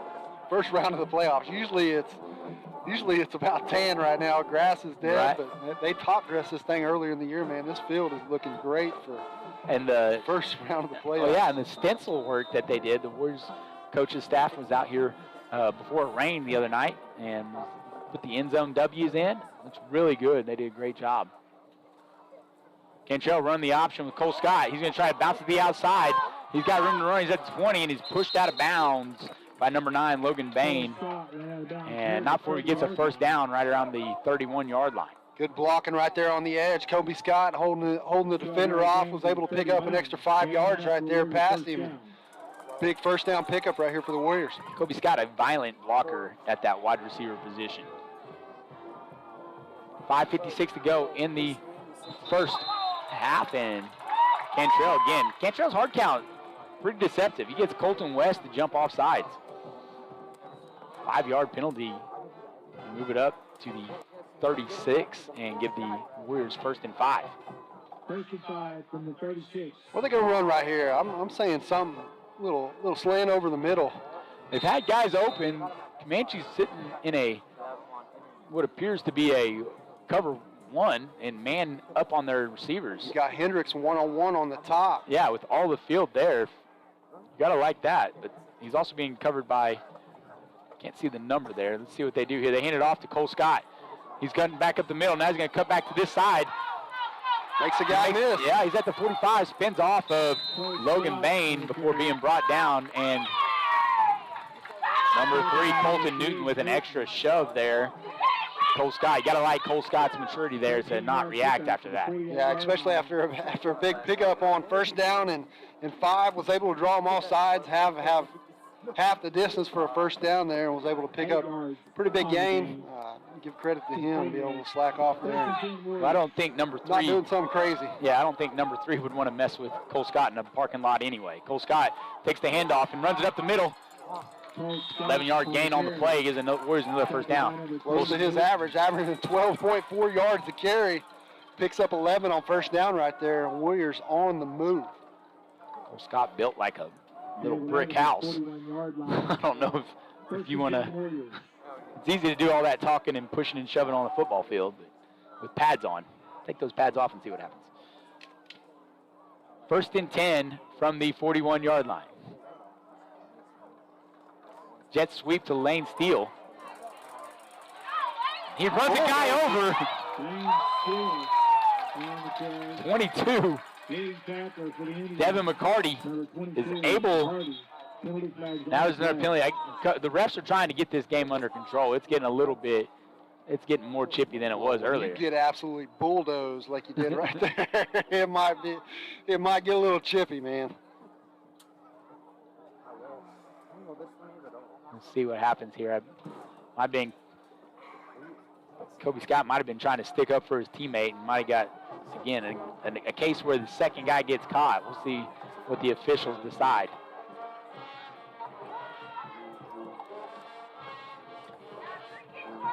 .452 left to go in the first half.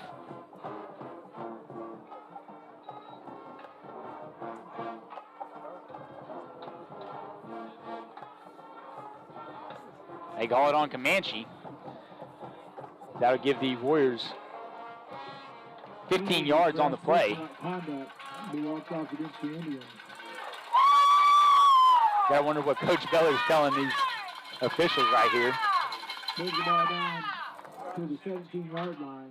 First and 10. Commit the ball at the 17.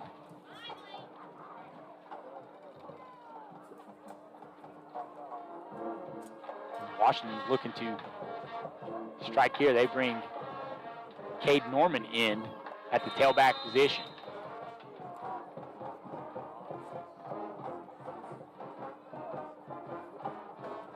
Send Cage Morris in motion. Handoff goes to Cade Norman up the middle. Slips past the tackler. Makes it, oh my goodness, makes the guy miss. Breaking ankles, boy. And there's another penalty on the play.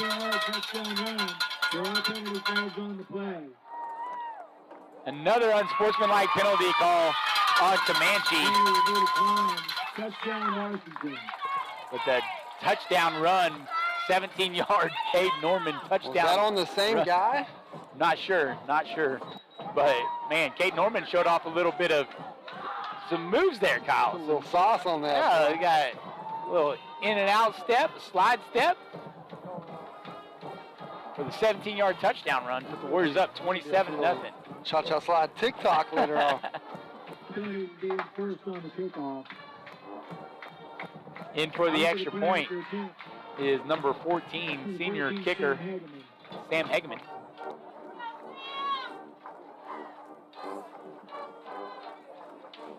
Snapping for the Warriors, number 18, Jacob Jones. Putting the ball down, Jackson Hendricks. Snap it down, kick is up. And it's good. Warriors finally striking the second quarter. They're up 28-0 with 4:36 left to go in the half. We're watching Warrior football on WashingtonWarriors.tv.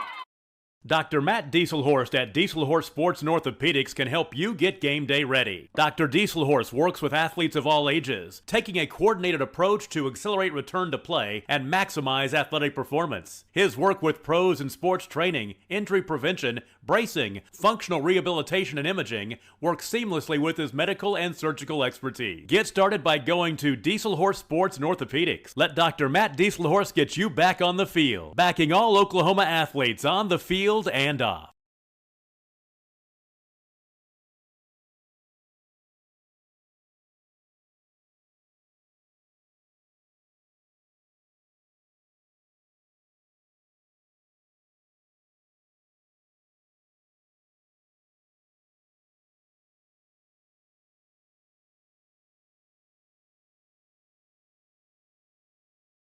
Support your school's booster club and get your business in front of thousands of potential customers. Talk about a win-win. Advertising packages start on this streaming station for less than $10 a game. Call 405-726-0835 or email adam@squirtle.com right now for more information. Hey, Warrior fans, this is Brian Arthur. My wife Jennifer and I are proud sponsors of the Washington Warriors and would like to wish all the Warriors and their coaches the best of luck this season. When you need a locally owned company that you can trust, look no further. For over 20 years, we have offered all of our customers the best products and services in the industry. Whether it's residential or commercial, we got you covered. Give us a call or visit our website.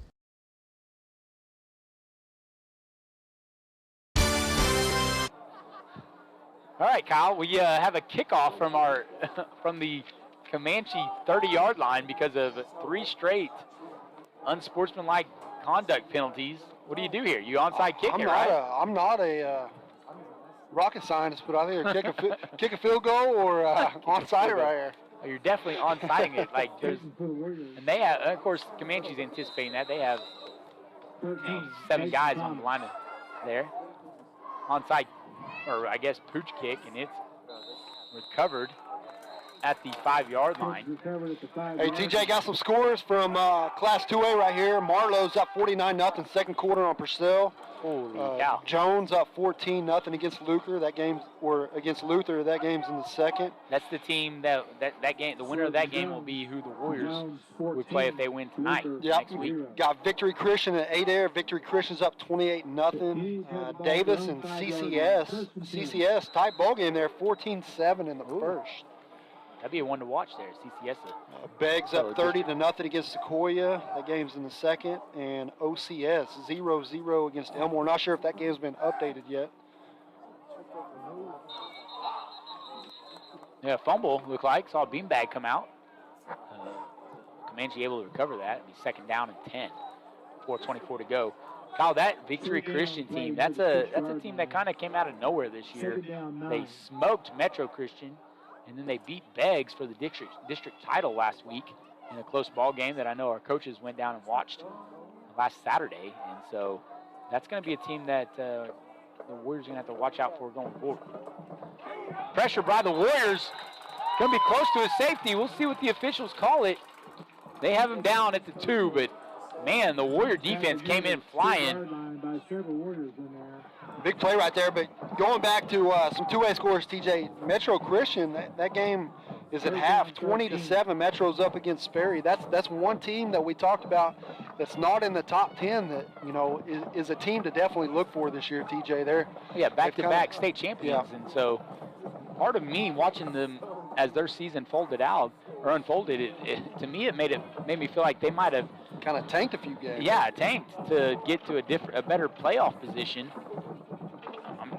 It just doesn't make sense for me to have the talent they had coming back to get blown out by Victory Christian. Lane Spalding coming on the blitz. Evans just throws it up to midfield, and it is picked off. Jackson Hendricks with the interception at the 27-yard line. Nice play by the safety. Cal, I'll tell you what. Coach Miller told me they got to quit doing the shoulder bumps. We had Luke Hendricks twisted his ankle, and Rope Scott got hurt celebrating. I'll tell you what, give it up to Jax right there. That was a great pick, but man, if he would have dropped that ball, I think I went down there and slapped him on the head. Sometimes those are the hardest ones. They're in the air for that long. Warriors take over inside their own into the Comanche territory at the 27-yard line, and looks like Comanche's going to take a timeout to regroup. We'll take one with them. You're watching Warrior football on WashingtonWarriors.tv. B&H Construction is a proud Warrior partner. They are the leading directional drilling contractor with major operational hubs all over Oklahoma and in Texas. Their involvement in and support of our community goes far beyond utility construction. They're also a good neighbor and friend. When experience and safety count, your best source for directional drilling is B&H Construction. Go Warriors! Darren Beller and Jason Hendricks, owners of Air Product Supply in Goldsview, are proud to sponsor the Washington Warriors on Squirtle for the 2021 season. APS is the regional distributor of Climate Master geothermal heat and air equipment and Lux Air and Knox Box as well. If you are looking for a local heat and air service company, call us at 405-288-0233 and we can put you in contact with the local professional heat and air company.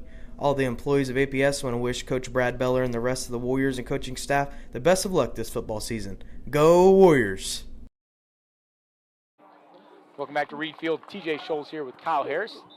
Warriors lead 28-0 with 3:08 left to go in the first half. Got to give a shout out to my always beautiful wife. I'm batching it for the second weekend in a row.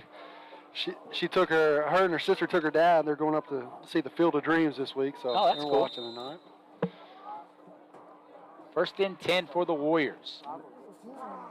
Cantrell sends Cage Morris in motion. High snaps, able to snag it. He's looking for Kobe Scott. Got single coverage, and it's in! Touchdown! Threading the needle. 27-yard touchdown pass from Major Cantrell to Kobe Scott. Puts the Warriors up 34-0. Man, that's got to be deadly against coaches watching this film. You give Major time back there, and as a sophomore, that's what's scary. Man, as a sophomore, he's able to thread the needle like that and, give the Warriors another score. That's a big-time touchdown pass right there. Hegeman in for the extra point. Kick is up, and it's good.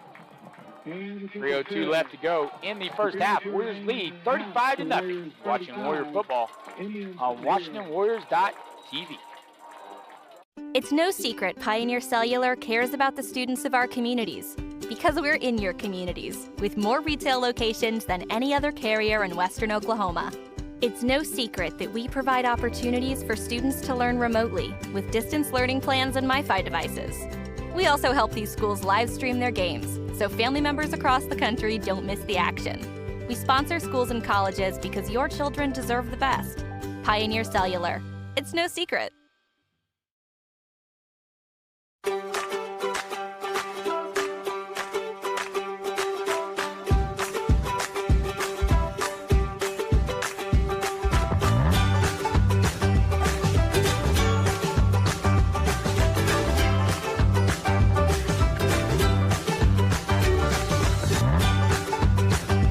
Stream with Oklahoma's #1 high school streaming service, Squirtle.tv. Find out more at squirtle.com/stream.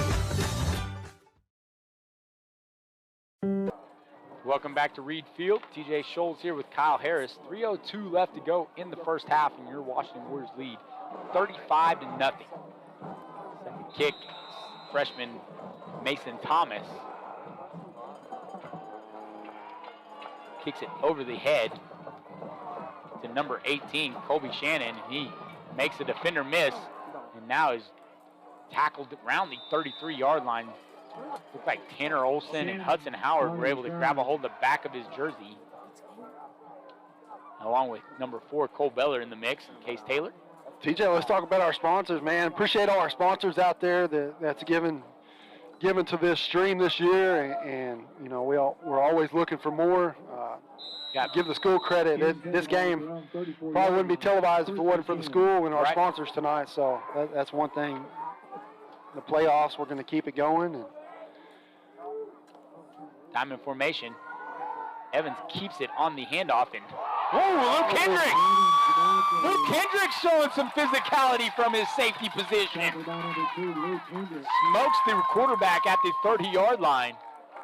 You'd love to see that, Kyle. Shot out there like a canyon or a cannon, hit that quarterback, boy. It was welcome to the ball game, son. It's second quarter, about to be halftime. I'll be here all night.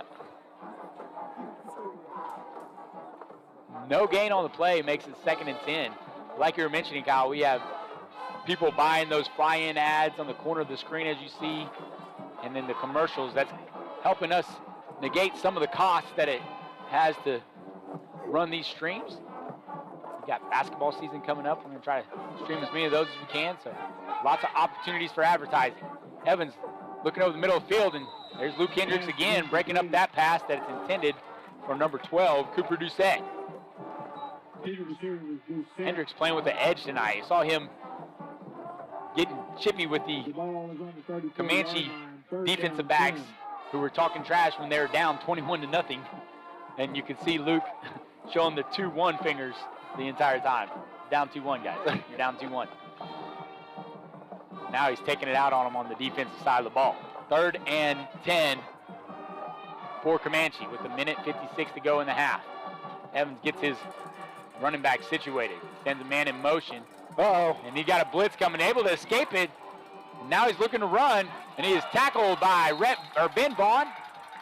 Hayden Milner there on the pressure as well. Big Dom Jackson coming from his nose guard spot too. And hey, give Ben Vaughn credit there. Had the blitz up the middle, TJ. Got scotch-free up the middle. Quarterback made him miss and was able to track him down and catch him on the sidelines, man. That's a big-time play right there for the little guy. Warriors call a timeout. They're looking to score before half. As the Indians will get the ball to start the second half, so Warriors are trying to put another one on board before the end of the second quarter. We'll take a short timeout to watching Warrior football on WashingtonWarriors.tv. At Maples Nixon Diesel Horse, we've helped a lot of people, and our goal was to treat each and every person like a friend. And as a friend, we've got your back always.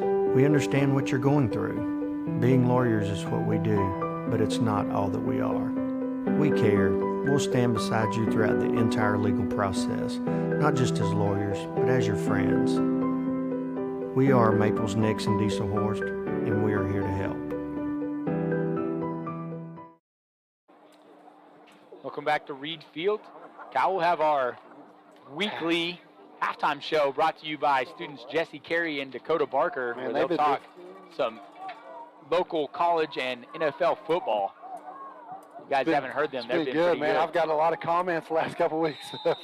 They really enjoy the halftime show. They usually it's just commercials. They've been enjoying seeing those guys talk, and kids eat that stuff up too. So.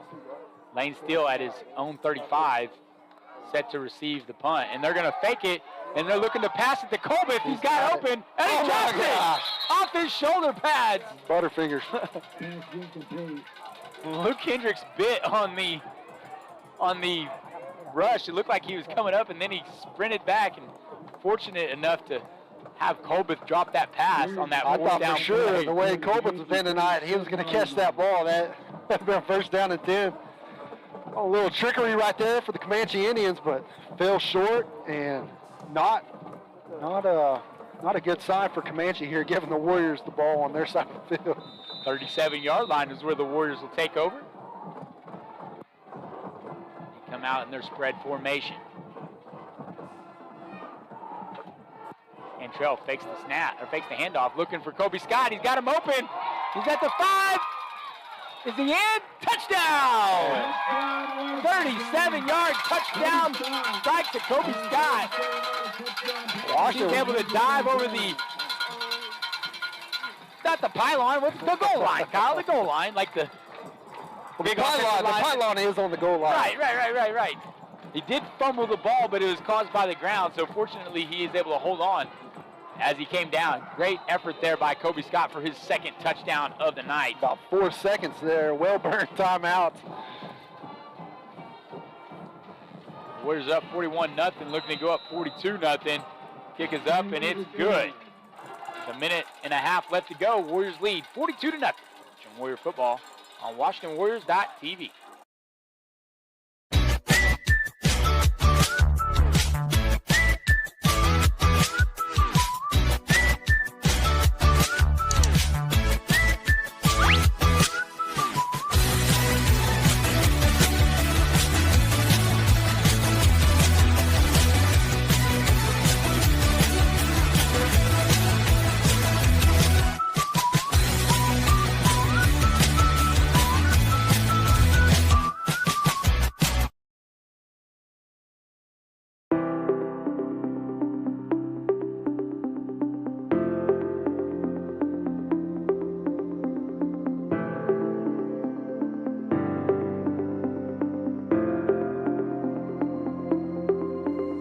Is it time for your school or business to purchase a new phone system? Give the experts at Versatile Networks a call. In most cases, we can provide a phone system with brand new phones for less than your current monthly bill. Call us for a free quote today.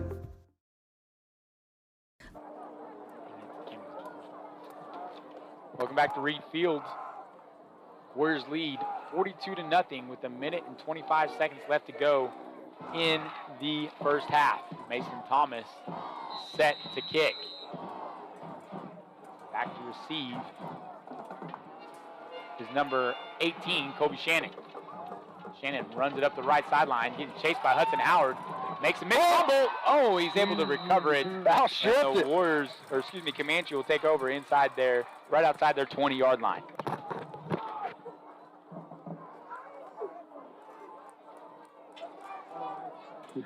Have a little camera difficulty. We'll try to get that fixed for you guys.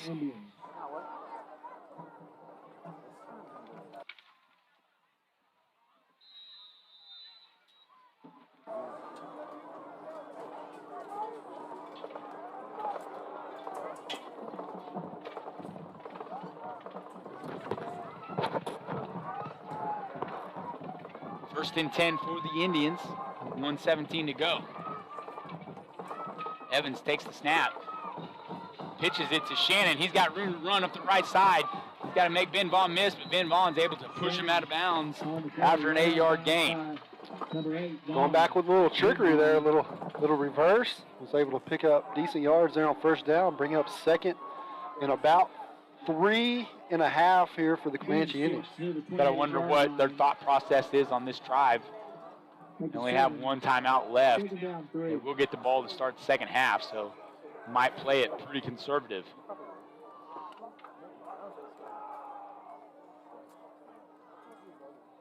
Split diamond formation by the Indians. Snap and hand it off to the running back. Set. Unable to gain much yards on that play. Bring up third and about 3 as the clock ticks closer to 0.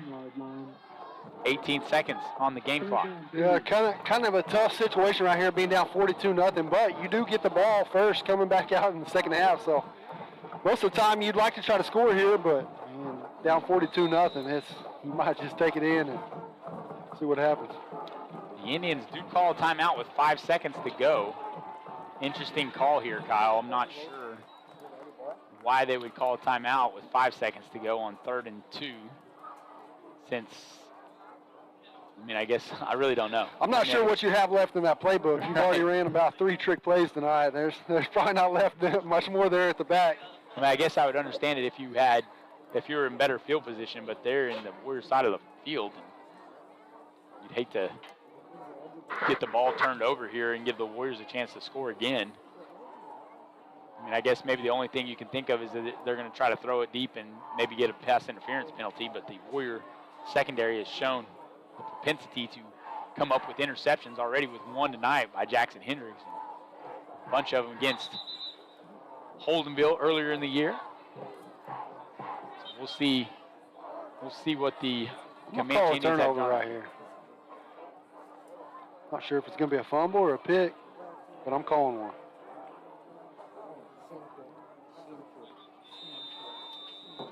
Comanche comes out in the spread formation.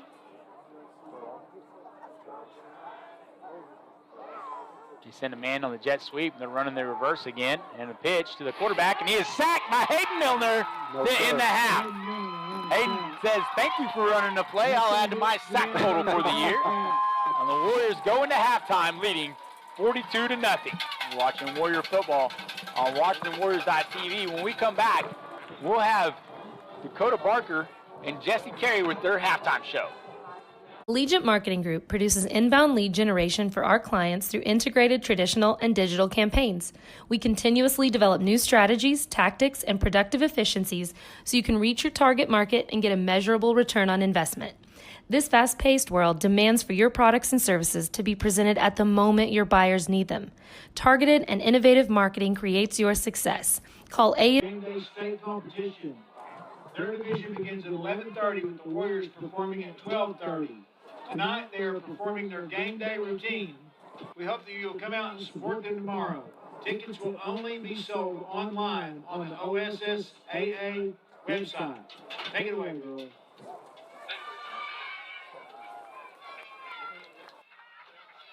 Watch out.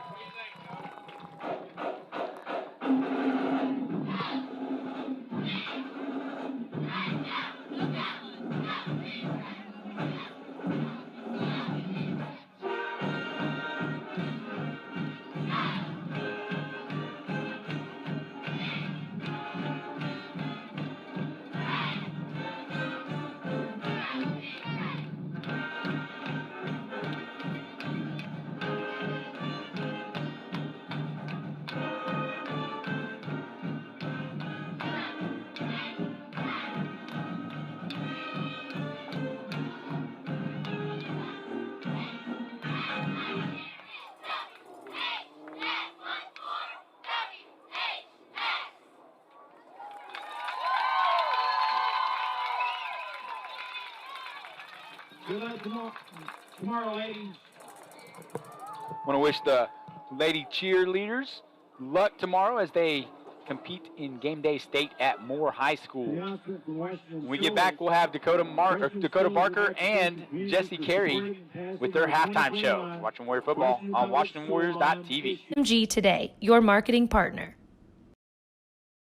Dr. Matt Dieselhorst at Dieselhorst Sports and Orthopedics can help you get game day ready. Dr. Dieselhorst works with athletes of all ages, taking a coordinated approach to accelerate return to play and maximize athletic performance. His work with pros in sports training, injury prevention, bracing, functional rehabilitation, and imaging works seamlessly with his medical and surgical expertise. Get started by going to Dieselhorst Sports and Orthopedics. Let Dr. Matt Dieselhorst get you back on the field, backing all Oklahoma athletes on the field and off.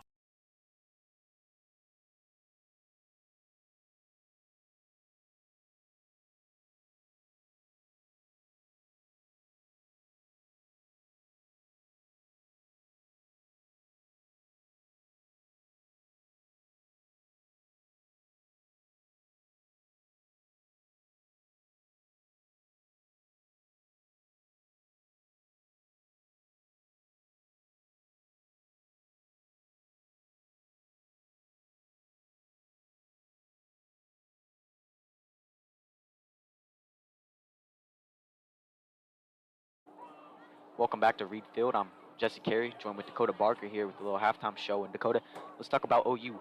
OU is 9-0, ranked number 8 in the country, and they're coming off a bye week, and they're going to be playing Baylor, who's coming off a 30-28 loss to TCU.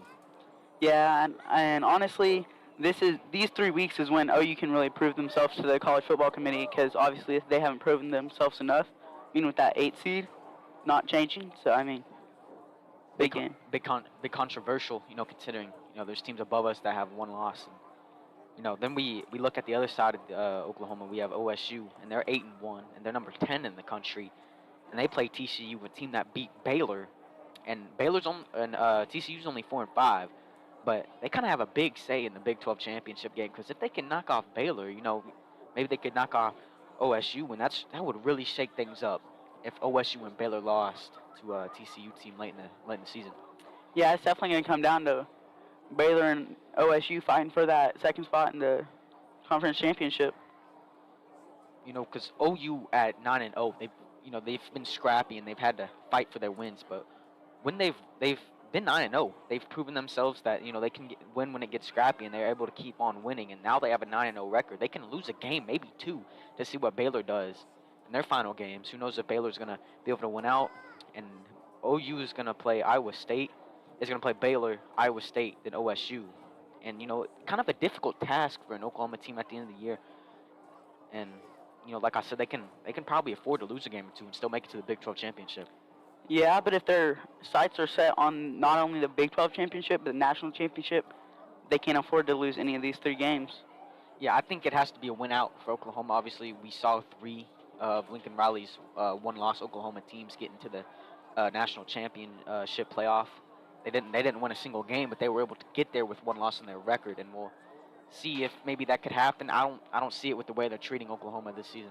Yeah, for sure. I don't see that they can lose a game and then college football committee say, oh, but I mean, it looks like they're looking at quality losses more than undefeated this year, so who knows?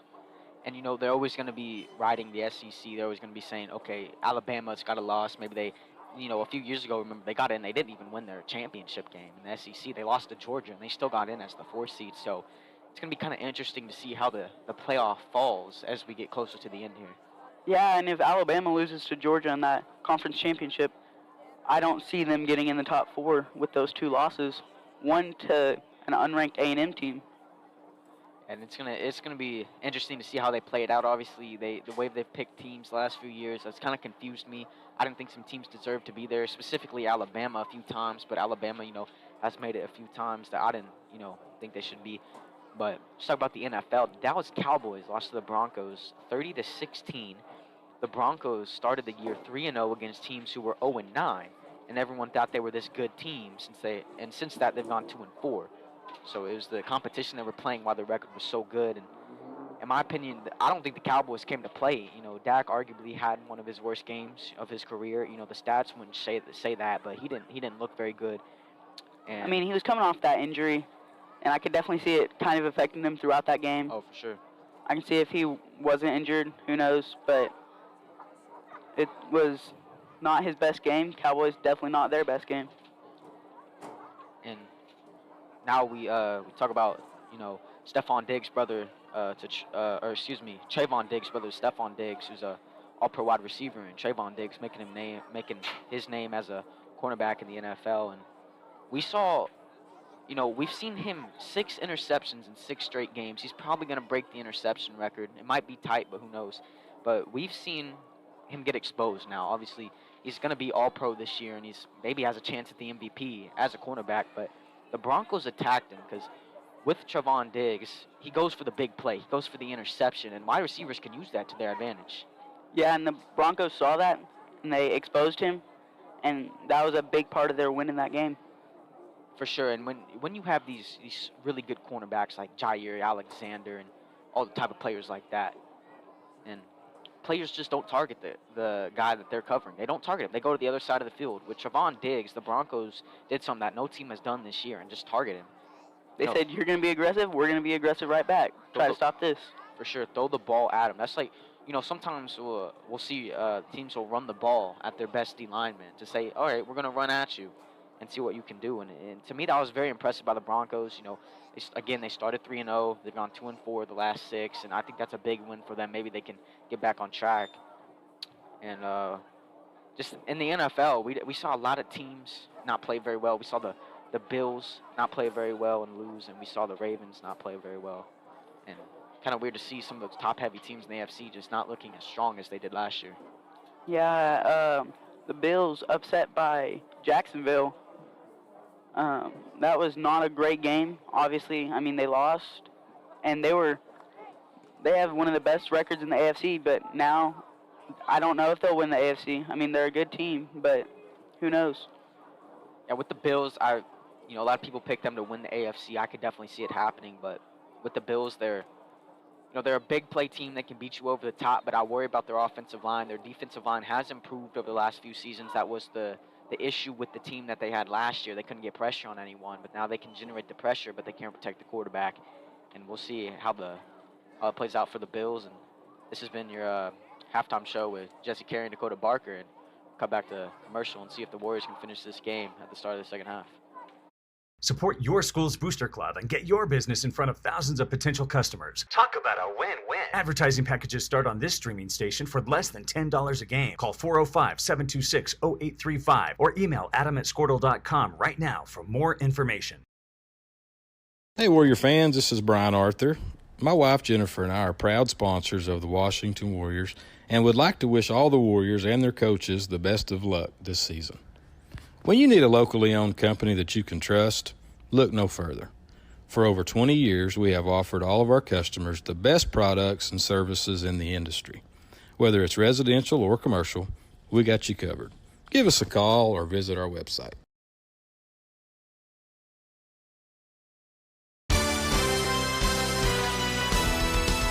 B&H Construction is a proud Warrior partner. They are the leading directional drilling contractor with major operational hubs all over Oklahoma and in Texas. Their involvement in and support of our community goes far beyond utility construction. They're also a good neighbor and friend.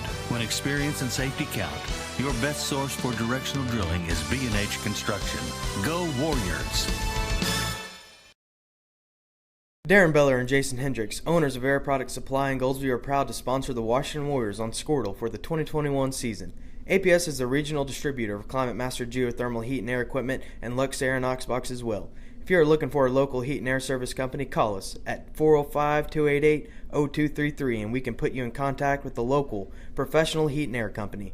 All the employees of APS want to wish Coach Brad Beller and the rest of the Warriors and coaching staff the best of luck this football season. Go Warriors! It's no secret Pioneer Cellular cares about the students of our communities because we're in your communities with more retail locations than any other carrier in Western Oklahoma. It's no secret that we provide opportunities for students to learn remotely with distance learning plans and MiFi devices. We also help these schools live stream their games, so family members across the country don't miss the action. We sponsor schools and colleges because your children deserve the best. Pioneer Cellular. It's no secret.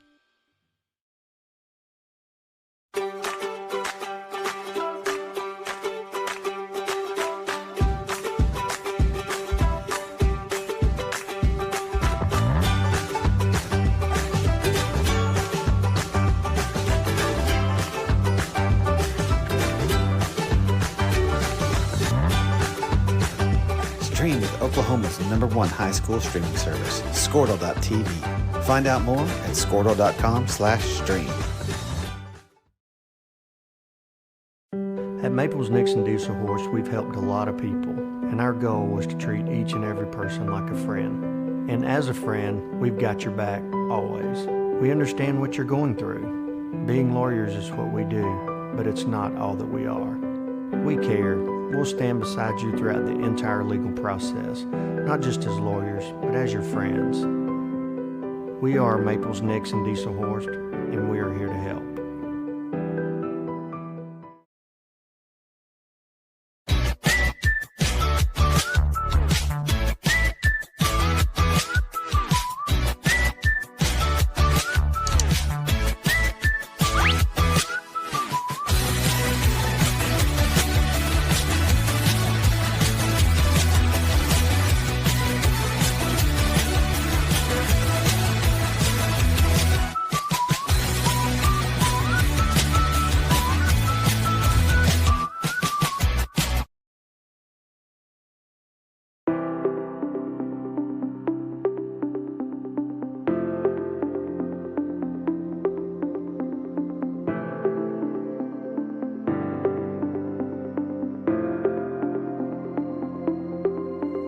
Is it time for your school or business to purchase a new phone system? Give the experts at Versatile Networks a call. In most cases, we can provide a phone system with brand new phones for less than your current monthly bill.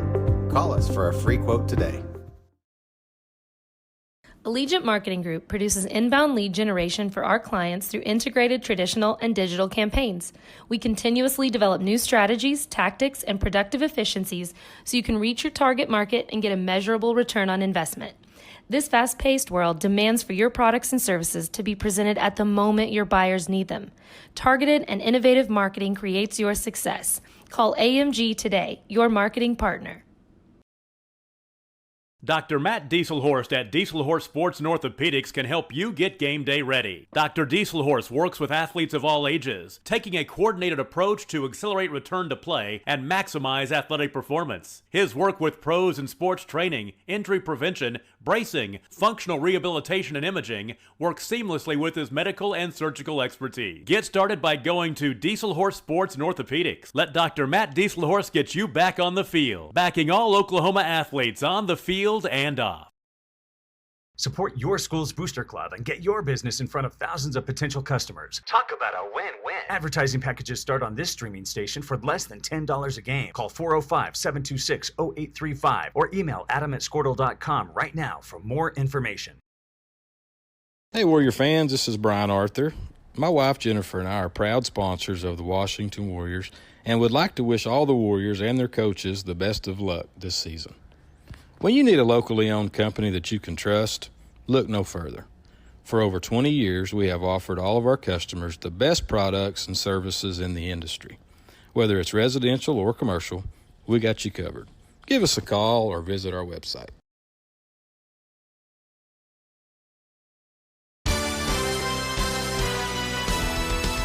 B&H Construction is a proud Warrior partner. They are the leading directional drilling contractor with major operational hubs all over Oklahoma and in Texas. Their involvement in and support of our community goes far beyond utility construction. They're also a good neighbor and friend. When experience and safety count, your best source for directional drilling is B&H Construction. Go Warriors! Darren Beller and Jason Hendricks, owners of Air Product Supply in Goldsview, are proud to sponsor the Washington Warriors on Squirtle for the 2021 season. APS is the regional distributor of Climate Master geothermal heat and air equipment and Lux Air and Oxbox as well. If you are looking for a local heat and air service company, call us at 405-288-0233 and we can put you in contact with the local professional heat and air company. All the employees of APS want to wish Coach Brad Beller and the rest of the Warriors and coaching staff the best of luck this football season. Go Warriors! It's no secret Pioneer Cellular cares about the students of our communities because we're in your communities with more retail locations than any other carrier in Western Oklahoma. It's no secret that we provide opportunities for students to learn remotely with distance learning plans and MiFi devices. We also help these schools live stream their games so family members across the country don't miss the action. We sponsor schools and colleges because your children deserve the best. Pioneer Cellular. It's no secret.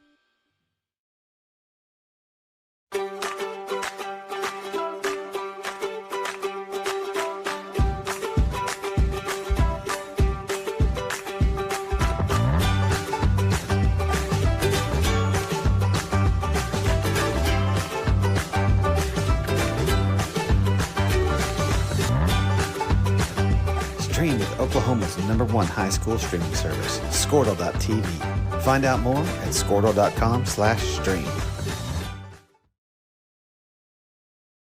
At Maples Nixon Diesel Horse, we've helped a lot of people, and our goal was to treat each and every person like a friend. And as a friend, we've got your back always. We understand what you're going through. Being lawyers is what we do, but it's not all that we are. We care. We'll stand beside you throughout the entire legal process, not just as lawyers, but as your friends. We are Maples Nixon Diesel Horse, and we are here to help. Welcome back to Reed Field, Warrior fans. Washington up 42-0 over Comanche. TJ Scholes here with Kyle Harris. Warriors getting out early and fast, 21 points in each of the first two quarters. What kind of stats we got, Kyle? We'll start off with Comanche in the first half. 115 total offense, 85 passing. Their quarterback was 3 of 11, 30 yards rushing. They had 37 plays total offense there in the first half. Here, these next two things, TJ, are really what killed them here in the first half. Turnovers, 4 turnovers in the first half. That's I mean, the score pretty much shows that 42-0, but man, you give up 4 turnovers to a team, especially this team in the first half. That's going to be tough to crawl out of that hole. And another one, TJ, 7 penalties for 62 yards. They had 3 personal fouls in a row. Back to back, yeah, and that really cost them in field position on that last drive. So that's really the killer for Comanche there in the first half. Only 5 first downs in the half. Flip it over to Washington. Total 314 yards. Still a first half there for this Washington. 202 rushing. Cole Scott, Lane Steele had some big runs there to start this game. There in the first half. Major 3 for 8, 112 passing there in the first half. Washington ran a total of 27 plays, 5 penalties for 55 yards, and big one here, 14 first downs there in the first half. Kobe Scott with a pair of touchdown receptions. One thing that stood out to me, Kyle, is the 3 and 8 passing. That's kind of uncharacteristic of Cantrell. He's really pitched the ball pretty well this year, about a 60% rate, and a couple of drops, a couple long passes. Yeah, we saw that early, TJ. We talked about it earlier. I don't know, with the little pregame jitters, being a sophomore coming in here tonight, but yeah, kind of was a little strong on a couple of them passes. Had some open guys, had some chances to hit some open receivers, and just had a little bit too much on it. But I'm sure he'll learn from that. He settled in. Sophomore quarterback. He settled in well there, coming down the stretch in that second quarter, and I'm sure coach is talking to him a little bit at halftime. Just settle down, man. We got the hold on this game, and you got the talent back there. Just settle down a little bit, make your passes. You got the receivers to go make plays for you.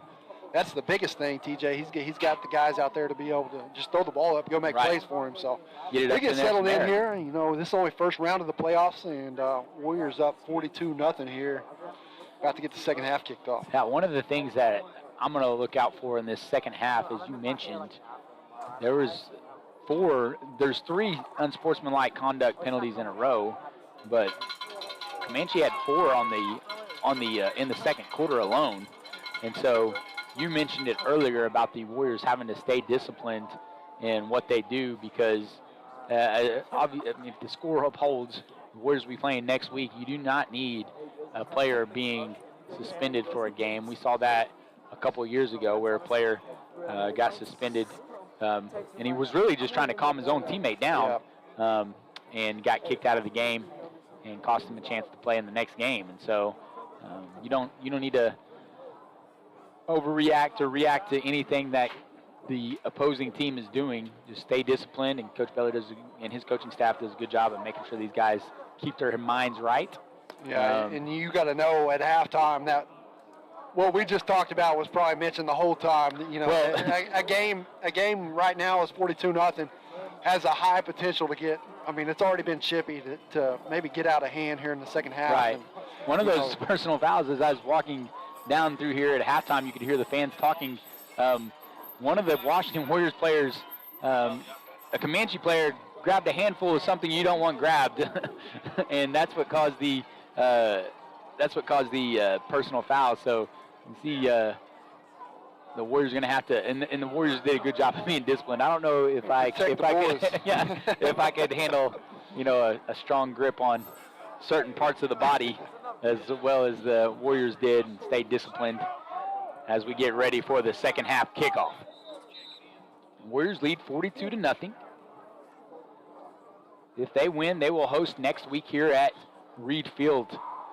I'll get some scores pulled up here about halfway through this third quarter, and we'll see kind of the way Class 2A is shaping up. First round of the playoff wise. Kind of see matchups for next week. The championship game has already got a date and a time set. It'll be December 11th. Is that Saturday? That's a Saturday at UCO. That's where the Warriors are trying to get to. That last game of the season. Mason Thomas kicks off. Number 18, Colby Shannon. The freshman, Colby Shannon, has shown some good wheels, some speed from him. They have a young team as well. They also have mixed in with some veteran senior leadership, Comanche does. 7-3 on the season. Quarterback Bryson Evans shown some good escapability in that first half. Continue drives. The Warriors defense has shut him down, though. A little misdirection play to Doucette. Able to pick up about 6 yards on the play. Little misdirection there, looking for the toss and turn around, hand it back, and was able to pick up about 6 yards there on first down. Not a bad little start here to the second half for the Indians. Ball's at the 40-yard line, 2nd and 3. Now they're running the quarterback, Evans. He spins around. Baylor Haynes is chasing after him, and Baylor Haynes is able to get him. Him and Hayden Milner there with the pressure. Good pursuit by the sophomore defensive end, Baylor Haynes, to tackle Evans behind the original line of scrimmage and bring up a 3rd and 11. Baylor trying to get, he's got several sacks on the year, trying to get another one right there. Had him, and Milner got a little hand on it, helped the young guy out a little bit, was able to close back in and get him another sack. Not a lot of passing attempts for Comanche, but when they have, they've looked to go to number 81, Mason Colbeth. Kobe Scott in coverage on him right now. Evans takes a snap, looking down the middle. Now he's looking to run, looks down the middle again, and it's thrown up, intercepted by Reese Stevens at midfield. He is tripped up. Great coverage there by the senior safety, and getting the interception to give the Warriors the ball. Had Cade Norman out there too, throwing it a double coverage right there and slipped over the top, picked that one off, and big 5th turnover of the night for the Washington defense here. That's big. Warriors being very opportunistic on the evening. They'll start their first possession of the half at the 48. 3 receivers to the left. They send Steele in motion. They bring him back.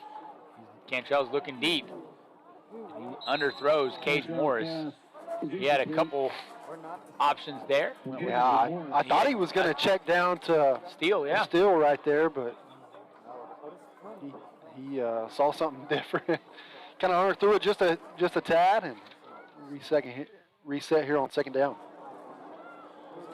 A little camera difficulty. We'll try to get that fixed for you guys. Cantrell takes a snap. Kobe Scott over the middle.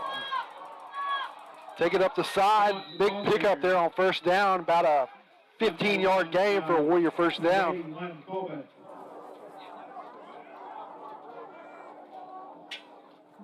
17-yard pickup to the 35-yard line. Check that, 17 yards. I said 15 yards. Thank you, Kyle. I don't know. We got to get this camera issue figured out here. Get my boy Adam Dieselhorse on the phone and figure out why our camera keeps blacking out. I don't know if it's cold weather or what. It's not tomorrow night. OSU's having a blackout. We don't need a blackout right now. First and 10 for the Warriors. Handoff goes to Cole Scott. And he is brought down. OSU's not on TV tomorrow night? 55. No, they're having a blackout in the stadium. Okay. Oh, and Big Ford. You were worrying me there. I thought I'd say, surely my Cowboys are going to be on TV. No, the stadium's going to be blacked out. 1 yard gain on the play, make it 2nd and 9. 1 yard gain on the play, 2nd down 9 from the 34. 9:23 to go in the third quarter. Cade Norman in at tailback. Hadn't seen Luke Hendricks catch any passes so far. We'll see if they look to him in this drive. Cade Norman keeps running. Good job by the sophomore running back. Looking like he's going to get a face mask, too. Kind of stood up there in the middle, slipped out of a tackle, and might catch Comanche with a face mask. Devin McCarty finally able to bring him down. He was stood up, Kyle, and you wonder why no one would just tackle him. Sophomore running back showed some strength and able to get some extra yards, including the face mask will give the Warriors a first down in the red zone. As well. That'll be 15. Ball to the Comanche 16-yard line. First and 10 Warriors. Warriors come out now with Nate Roberts, it looks like, at the quarterback position. We'll see here. Maybe Milner. I'd like to see Milner there in the Wildcat. They took, I think Roberts thought he was in at the tight end position, and now they put him back at the quarterback spot. Roberts got a touchdown last week from Jackson Hendricks. They're going to run Roberts, and he makes a guy miss, falls forward down to the 5-yard line, got tripped up, just dropped his shoulder into the the linebacker, stayed alive. It's a pretty good little set right there. Coach is mixing it up. Had Milner for a lead blocker in the slot there. If I'm Nate Roberts, that's the guy I want in front of me, trying to lay the wood out there. I see Warriors with a big pickup on first down, bring up second and about half a yard right here. And they have Roberts in at that quarterback position.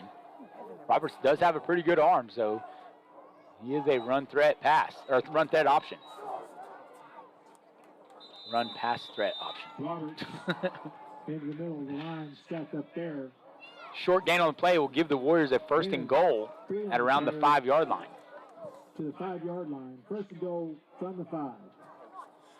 I mean, with the night Milner's had, you ought to just line him up right here in the Wildcat. In class today, we were watching film on the Miami Dolphins. I had Caleb Bruce in class, and I was hoping to get him a touchdown like the Miami Dolphins offensive lineman got last night, although it didn't count. I said, you need to tell Coach Beller to get you this play drawn up. Roberts with the quarterback draw, and he fumbles it. Yeah, it looks like Comanche might have it. He got hit hard right around the goal line. We'll see who comes up with the ball, and the officials signal second down, so the Warriors will maintain possession. But yeah, I told Brucey, I was like, you need to tell Coach Beller to get you a touchdown here. Run a little screen pass for the offensive lineman, show off that athleticism. Second and goal from the 2 for the Warriors with 7:18 to go in the third quarter. Roberts still in at quarterback. Low snaps, able to pick it up. He's met at the goal line, and he's going to be stopped short of the goal line. decision right here. We take a field goal, or It's third down, I think. oh, it's still third down. Yeah. I thought it was fourth there. They're going to bring a running back in the game now, Cade Norman. They might run that wildcat that we Yep. saw. Third goal from the 2. See if Cade Norman can get in for another touchdown. Takes the snap, runs it up the middle, touchdown! Touchdown, Washington. 2-yard touchdown run by Cade Norman, I believe his third of the evening, gives the Warriors a 48-0 lead over the Comanche Indians. I'll tell you what, that's going to be something for the coaches. Had to do a little film discussion about that one. I like that Wildcat offense with Cade Norman back there. It kind of throws a little wrinkle in this offense and adds a little bit of depth to it. It's something that's had a lot of success tonight. Hegman in for the extra point. Kick is up and it's good. With 6:35 to go in the third quarter, Warriors lead 49-0. You're watching Warrior football on WashingtonWarriors.tv.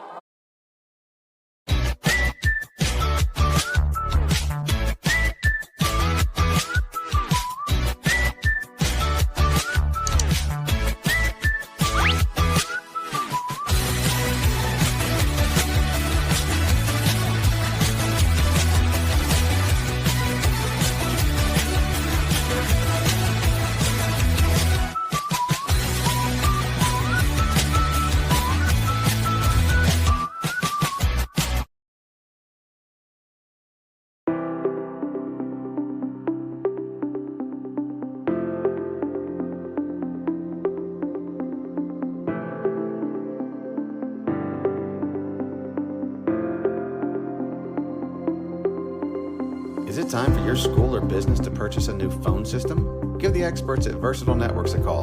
In most cases, we can provide a phone system with brand new phones for less than your current monthly bill. Call us for a free quote today. Welcome back to Reed Field. TJ Scholes here with Kyle Harris, Jesse Carey, Rhett Castle, Evan Madden filming the game for us. Mason Thomas kicks it to Colby Shannon and gets it at the 15-yard line. Running up the left side. Special team coverage by the Warriors halts the Indians at the 30-yard line. A 15-yard return. Give the Indians the ball. Their second possession of the second half.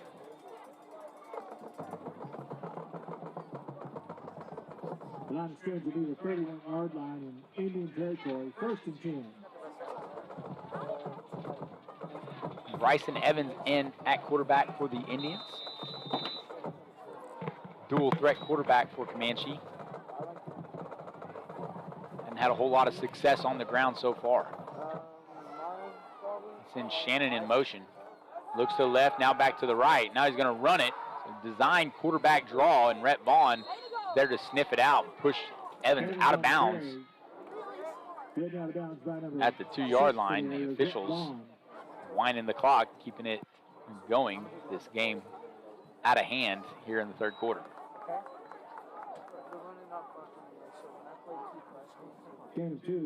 Second down and 8 for Comanche.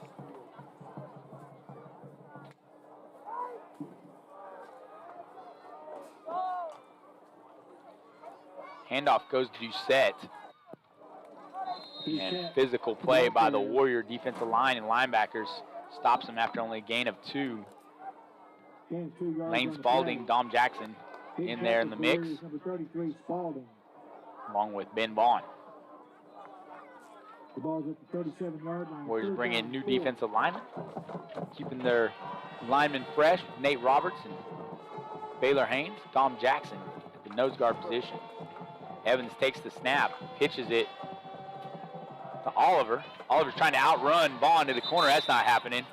And he is tackled at the 42-yard line. See where the official spot. It looks like he has got enough for the first down.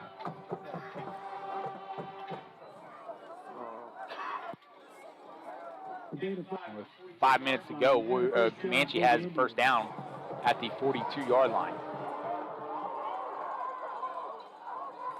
defensive coach is trying to get them organized, and a little misdirection again as Doucette slips down. Cole Beller there to make the tackle. Tried to run a little misdirection right there and ended up slipping, but he's lucky he did. Cole Beller was right there on it. Loss of 2 on the play makes it 2nd and 12. This half been a little bit cleaner so far by both teams, not as many penalties.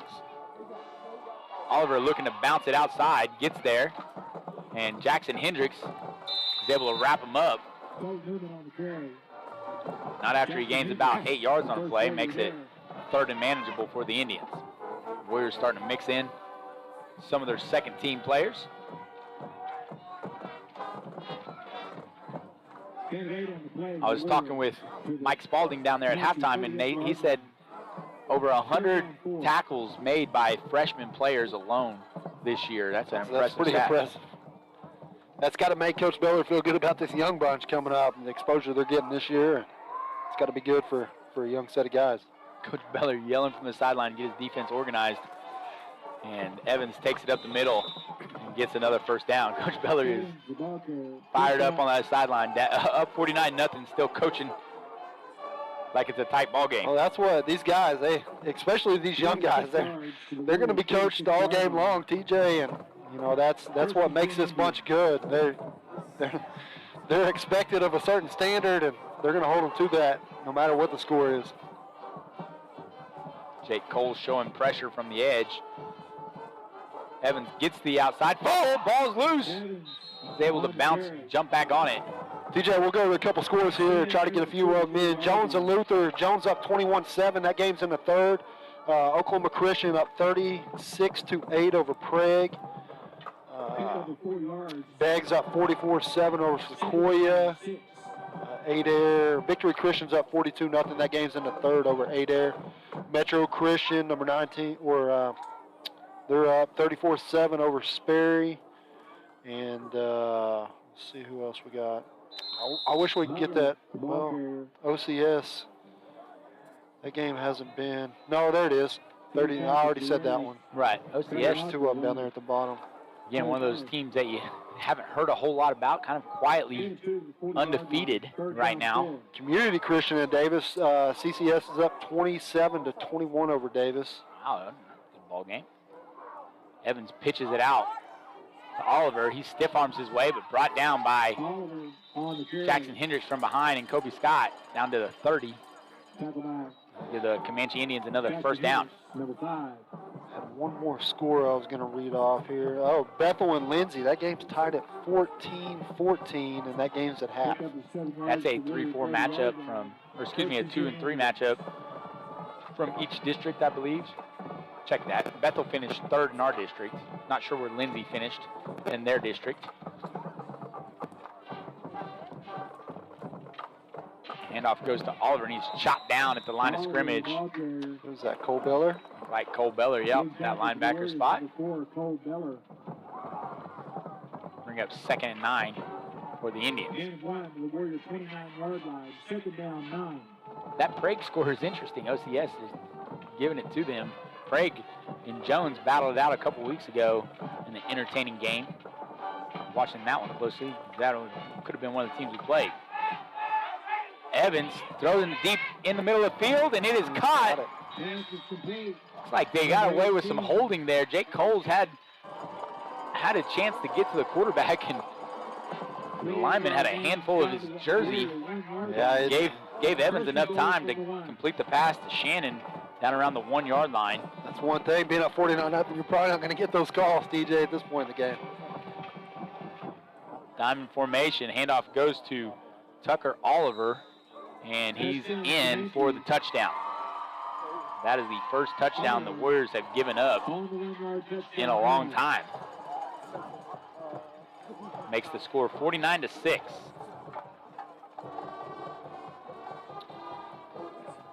Comanche coming out there was able to put together a drive, get that goose egg off the board. TJ had some younger guys in, but Coach Beller, that's not going to be an exception in his eyes. Colby Shannon in for the extra point. left-footed kicker. Pretty good little strike there. Kicks it up. It's through the upright. Warriors lead 49-7. You're watching Warrior football on WashingtonWarriors.tv. Allegiant Marketing Group produces inbound lead generation for our clients through integrated traditional and digital campaigns. We continuously develop new strategies, tactics, and productive efficiencies so you can reach your target market and get a measurable return on investment. This fast-paced world demands for your products and services to be presented at the moment your buyers need them. Targeted and innovative marketing creates your success. Call AMG today, your marketing partner. Dr. Matt Dieselhorst at Dieselhorst Sports and Orthopedics can help you get game day ready. Dr. Dieselhorst works with athletes of all ages, taking a coordinated approach to accelerate return to play and maximize athletic performance. His work with pros in sports training, injury prevention, bracing, functional rehabilitation, and imaging works seamlessly with his medical and surgical expertise. Get started by going to Dieselhorst Sports and Orthopedics. Let Dr. Matt Dieselhorst get you back on the field, backing all Oklahoma athletes on the field and off. Welcome back to Reed Field. TJ Scholes here with Kyle Harris. Washington leads 49-7 with 56 seconds left to go in the third quarter. Starting to get a little chilly, TJ. That time of year, we got a freeze warning coming up this weekend. It's 42 outside right now. Down in, feels like 30, 39. You got that? That's a fact? You feel like it feels like 39? Weather Channel special. High end over end kick. Braden Arthur with the return. And he runs it straight up the middle to the 36-yard line. About a 20-yard gain on the return. See what Coach Beller brings out here to in this third quarter. Ran some Wildcat. Got Jordan Kilmer getting ready. For the Washington Territory. First and 10 Warriors. Warrior offense already with one touchdown in this fast-moving third quarter. I'm going to try to get another one before the quarter ends. Caden Norman running out in that running back spot. He has 3 touchdowns on the evening.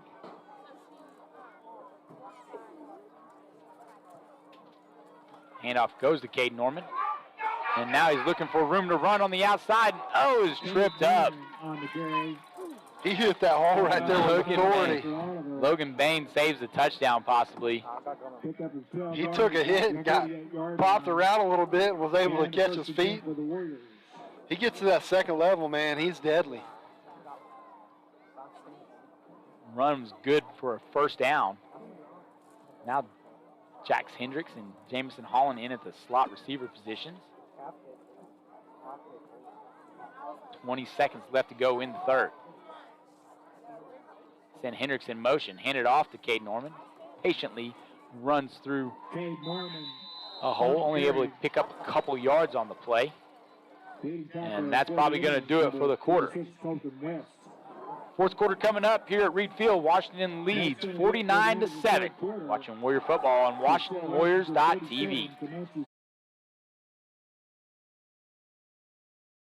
Support your school's booster club and get your business in front of thousands of potential customers. Talk about a win-win. Advertising packages start on this streaming station for less than $10 a game. Call 405-726-0835 or email adam@squirtle.com right now for more information.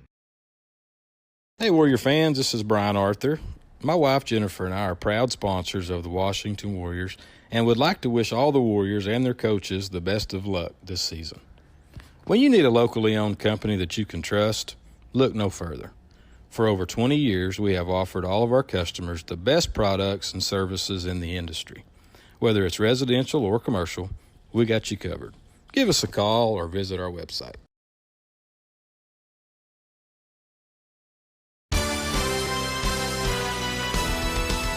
B&H Construction is a proud Warrior partner. They are the leading directional drilling contractor with major operational hubs all over Oklahoma and in Texas. Their involvement in and support of our community goes far beyond utility construction. They're also a good neighbor and friend. When experience and safety count, your best source for directional drilling is B&H Construction. Go Warriors! Welcome back to Reed Field. Second down and 8 for the Warriors at midfield. Jackson Hendricks in at quarterback. Sends Mason Thomas in motion. running the option with Mason Thomas. He keeps it. Oh, he slips. And trips up at the 45-yard line. That's a couple times we've seen teams slip on here. Slipping out there. Dew settles in on the freshly cut grass here at Reed Field. 3rd down and 3 for Washington. Tatum Wilk in at receiver now. They run Thomas on the jet sweep. He's got good blocking on the edge. Now he just got to make a man miss. Down to the 25. Nice sidestep there by the freshman tailback. Slot receiver, give the Warriors a 1st down at the 26. Gotta like that as a freshman, getting in there and making guys miss like that. Big time pickup. Got some good college football games tomorrow, Kyle. OU and Baylor first thing in the morning. OU coming off a bye week, starting their championship November stretch run of the 3 hardest teams they've had to play all year. Jamison Holland on the jet sweep, trying to stretch it to the outside, and it's finally swung down for no gain on the play. Kyle, your thoughts on the OU Baylor game? I'm kind of like Mon up here. I think OU coming off a bye week, they come in there and make it, try to statement week for the little playoff run here. We'll see what happens. See if the Lincoln Riley and crew. They had to feel a little disrespected not moving up any after that Texas Tech blowout. Still staying at 8 in the college football playoffs. And then watching other teams that have losses keep rising ahead of them. But they'll have their opportunity over the next couple weeks. Hendricks takes the handoff takes the snap, hands it off to Cade Norman. Tough running by the sophomore as he tries to pick up a few yards on the play. Bring up 3rd down and about 8. OSU hosting TCU. TCU coming off the upset last week against Baylor. Scares me a little bit. Yeah, they inserted the OU transfer, Chandler Morris, and Chandler Morris threw for 3 bills plus. So passing attack came alive for TCU, and they got a pretty good running back, but he's been injured as of late. We'll see if they will get him back for tomorrow night's blackout game as they honor Barry Sanders with a statue outside Boone Pickens Stadium. Handoff goes to Cade Norman again, and he is brought down. Good job by the sophomore to secure the ball and keep it tight to his chest. Number 4, Braylon Butler on the tackle for Comanche. Bring up 4th down and 10. 9 minutes to go. Another big game, Iowa and Minnesota tomorrow. Speaking of Iowa, looking like the quarterback for next week. That's right. Carson May. It's going to be on their roster next year. Yeah. The Jones quarterback, Carson May, signed with Iowa earlier this year. We're just going for it. Jackson Hendricks looking to throw it. Now he's going to run, and he is sacked at the 30-yard line on 4th down. Really not anything else he could do with that. Comanche Indians will take over on downs. So, yeah, Kyle, you've been pretty good with the OSU predictions this year. What do you think the outcome of tomorrow night's game is? I think they'll win, but I think it's going to be a lot closer than what people think. Yeah, the spread's going to be maybe a 1-2 touchdown game. Probably a 1 touchdown game. Yeah, single digits. 12.5, so that's usually when the Cowboys like to choke one off here late in the season as they have momentum building up. Spoken like a Cowboy fan. Long pass intended for number 22, Devin McCarty. In coverage is Isaiah Tyler. Isaiah Tyler got caught looking in the backfield, and if that was a better thrown ball, it might have been another touchdown. Yeah, it definitely would have been a touchdown. Kind of Isaiah out there spinning circles. Had about 4 steps on him, and the ball was thrown to the wrong shoulder. He's lucky there. That comment, yeah, he was definitely going. He was spun around like a top. 2nd down and 10 for the Indians.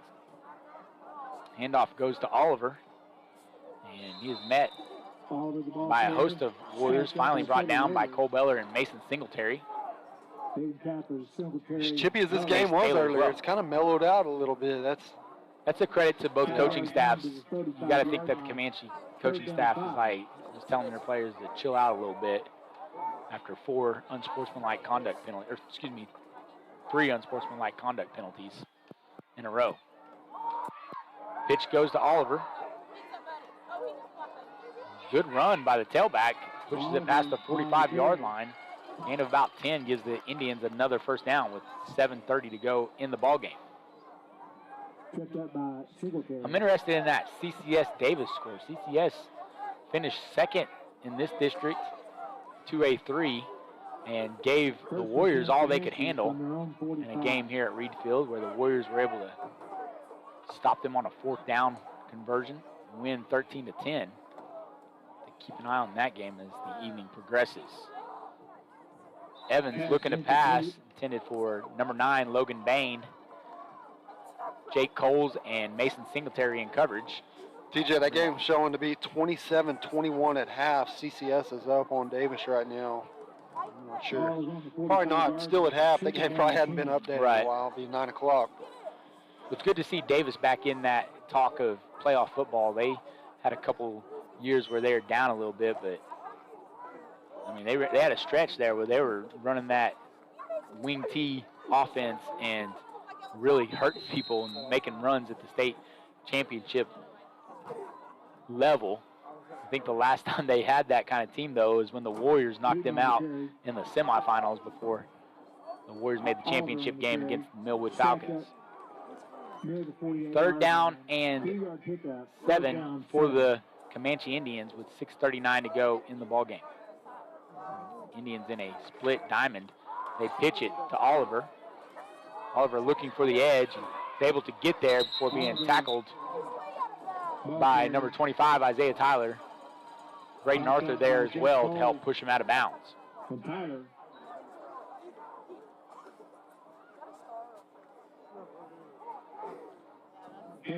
Next week, the Warriors will host another playoff game, and it looks like it's going to be the Jones Longhorns, a rematch of last year's playoff game here at Reed Field, in which the Warriors came away with a victory after a Jameson Holland strip of a receiver in recovery as Shannon runs it. I told you Shannon's got some wheels. That's only a freshman, people, and he's looking to get to the end zone. Finally brought down by, not sure who that was. Yeah, it might be Mason Singletary, it looks like.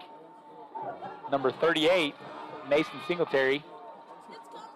Good run there by Colby Shannon, though. On the reverse, they ran that play for some success earlier in the game as well. First and goal from the 2-yard line. Comanche looking to try to get another touchdown on the board. Handoff goes to Doucette. And he's in for the touchdown. Doucette on a 2-yard touchdown. 2-yard touchdown run by Doucette.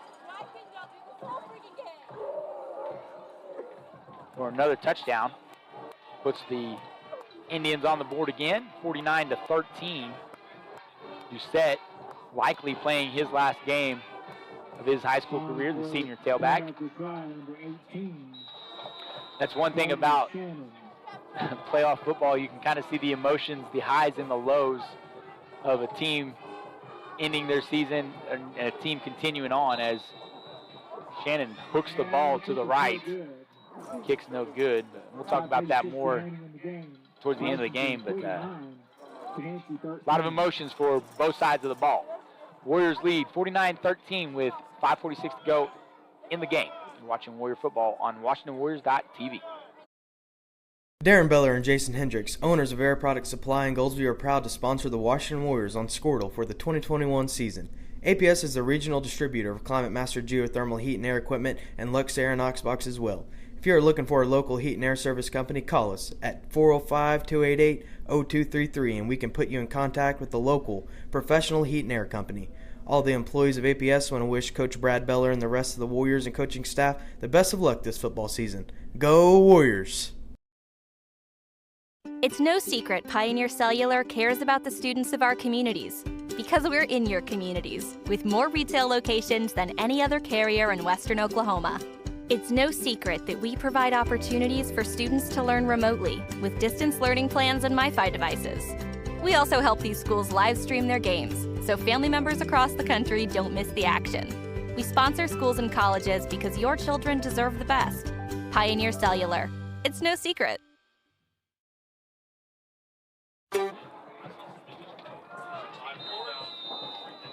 Welcome back to Reed Field. Warriors lead 49-13 in the fourth quarter. It's Colby Shannon. It's a high kick to Braden Arthur as he collects it at the 10-yard line. He's driving guys forward past the 30 to the 33, a 23-yard kickoff return by Braden Arthur. Pretty good little return there. He got met at the 24 and was able to push to about the 32. Yeah, he just put his head down and kept running. Arthur's return almost to the 32-yard line. The Warriors will start at the 32-yard line with 5:38 to go in the game. Looks like we have a timeout. Comanche calling a timeout. We'll take one with him. Watching Warrior football on WashingtonWarriors.tv.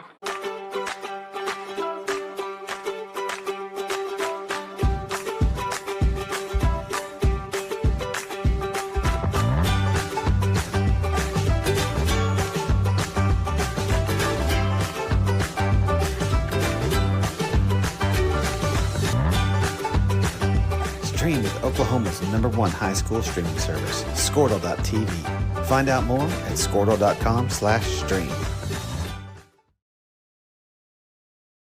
At Maples Nixon Diesel Horse, we've helped a lot of people, and our goal was to treat each and every person like a friend. And as a friend, we've got your back always. We understand what you're going through. Being lawyers is what we do, but it's not all that we are. We care. We'll stand beside you throughout the entire legal process, not just as lawyers, but as your friends. We are Maples Nixon Diesel Horse, and we are here to help.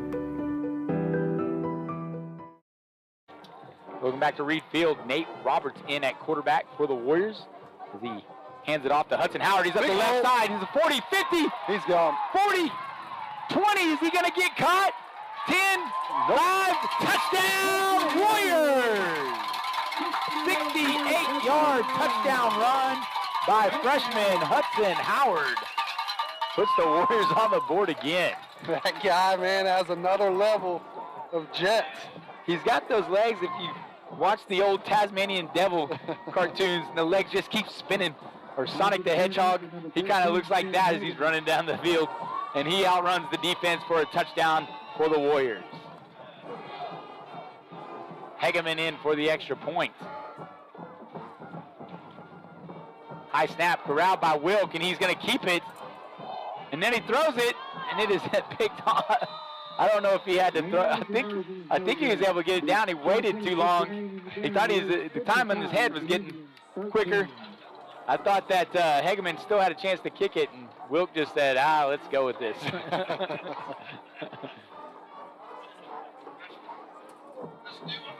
Two-point conversion attempts, no good, and the Warriors lead 55-13. We'll keep it here. Kyle, an impressive game plan here for the Warriors. 21 points in the first quarter, kind of stagnant to start the second quarter, but then exploded for 21 more, put this game out of reach. Got to be happy with the effort by the Warriors. Yeah, you got to like it. Through some new formations in tonight that we haven't seen. The coaches just keep surprising us, throwing more and more in every week. I know hearing from the coaches earlier in the year, they have a set number of different plays they want to run, and It's been kind of difficult these last couple of weeks. Yeah. Getting up so quick, so, giving them credit, always having a good game plan coming in, and, we'll see if we can keep this thing rolling. Looking like Jones coming into town next week, like you said, be a rematch of last year, of probably one of the more exciting games of playoffs that we had here last year. I know that one came down to the wire. Right, last possession of the game. Strip, and, that was a heck of a finish, fun to be a part of, and I'm sure we'll be in for more next week when Jones takes the field against the Washington Warriors. Mason Thomas. Number 13, Mason Thomas. Handling the kicking duties again. Colby Shannon set up at his 15-yard line. Gonna get it about the 16. Looking to run to the right, looking for blockers. Tries to cut it back up, but the Warriors special team unit stuffs him down there. Look like Mason Singletary there to lead it. Number 84, Jeffrey Osborne. 31, Tanner Olson. And number 72, Benny Johnston. Got Wyatt, 74, Wyatt Denton in the game. Jacob Jones, Cole Beller. Caden Hutchinson there at the defensive end position. Tanner Olson out here. Olson with an interception last week. Really big interception. High pointed the ball in the end zone. Halfback pass. No, I don't know if Coach Beller's going to like that so much. Let's see. He's going to get mad at his defense, but at the same time,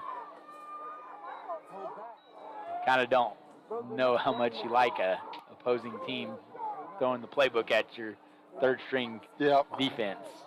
You're down 55-13. Incomplete pass, though, nonetheless. It'll bring up 2nd and 10. Evans pitches it to Oliver. And Hutchinson misses the tackle and then comes back from behind and is able to wrap him up, bring him down only for a gain of 4. Case Taylor there in the mix as well. Kane Lampkin is in the tackle also. Who's 56 now that ropes out? I'm not sure. Let's see who we got here. 56 on this would be still Rope Scott, so I'm not sure who they gave that jersey to. He got thrown down. That's 66. That's Jackson Burden as Oliver's running it up the right side and pushed out of bounds. Knocked out of bounds. Like Jordan Kilmer there on the tackle. Hudson Howard, the tailback, who just had the nice run, comes in the linebacker position for, looks like Ethan Clark. Jake Coles trying to get more reps in for this young group of players. As there are 4:15 left to go in the game.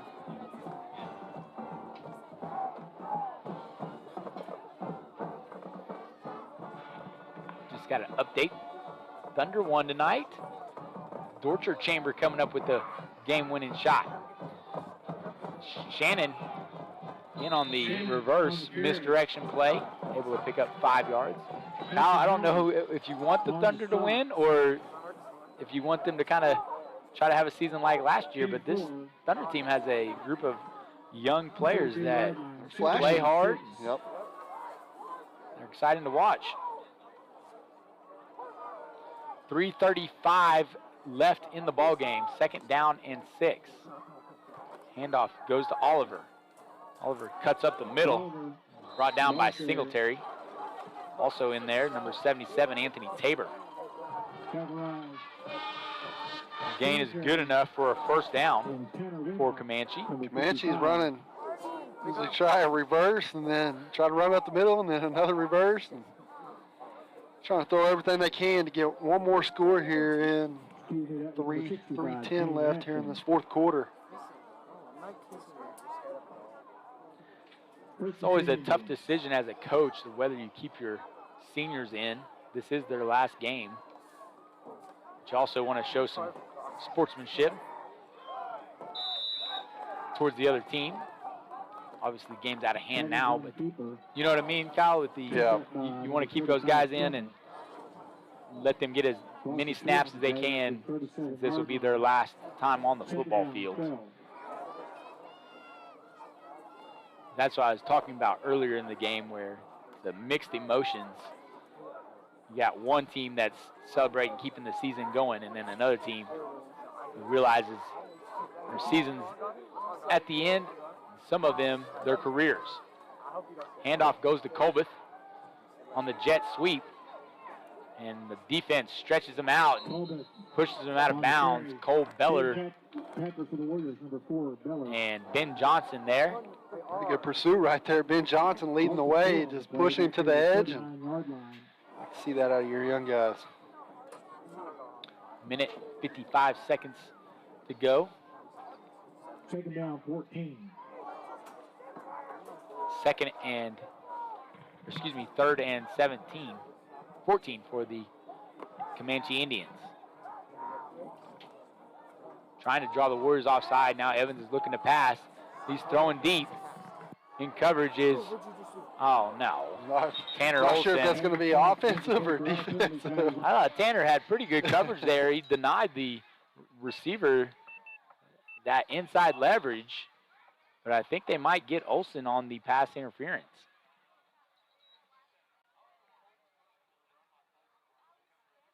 Oh, they're going to wave the flag off.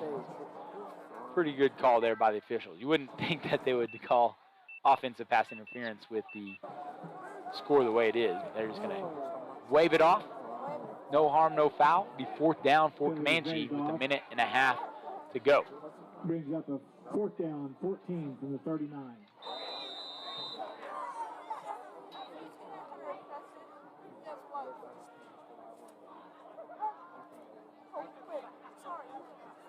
Let's see what the Indians choose to do here on fourth down. They're going to go for it. See if the Warrior defense can hold steady here.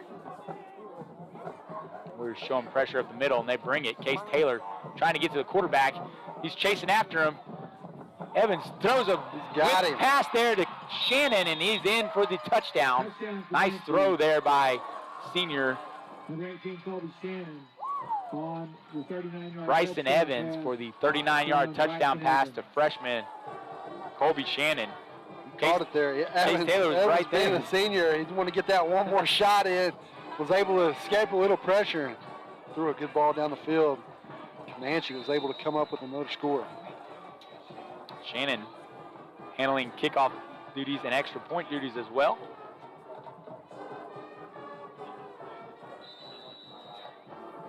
Kick is up, and it's good with a minute and 20 seconds to go. Warriors lead 55-20. Watching Warrior football on WashingtonWarriors.tv.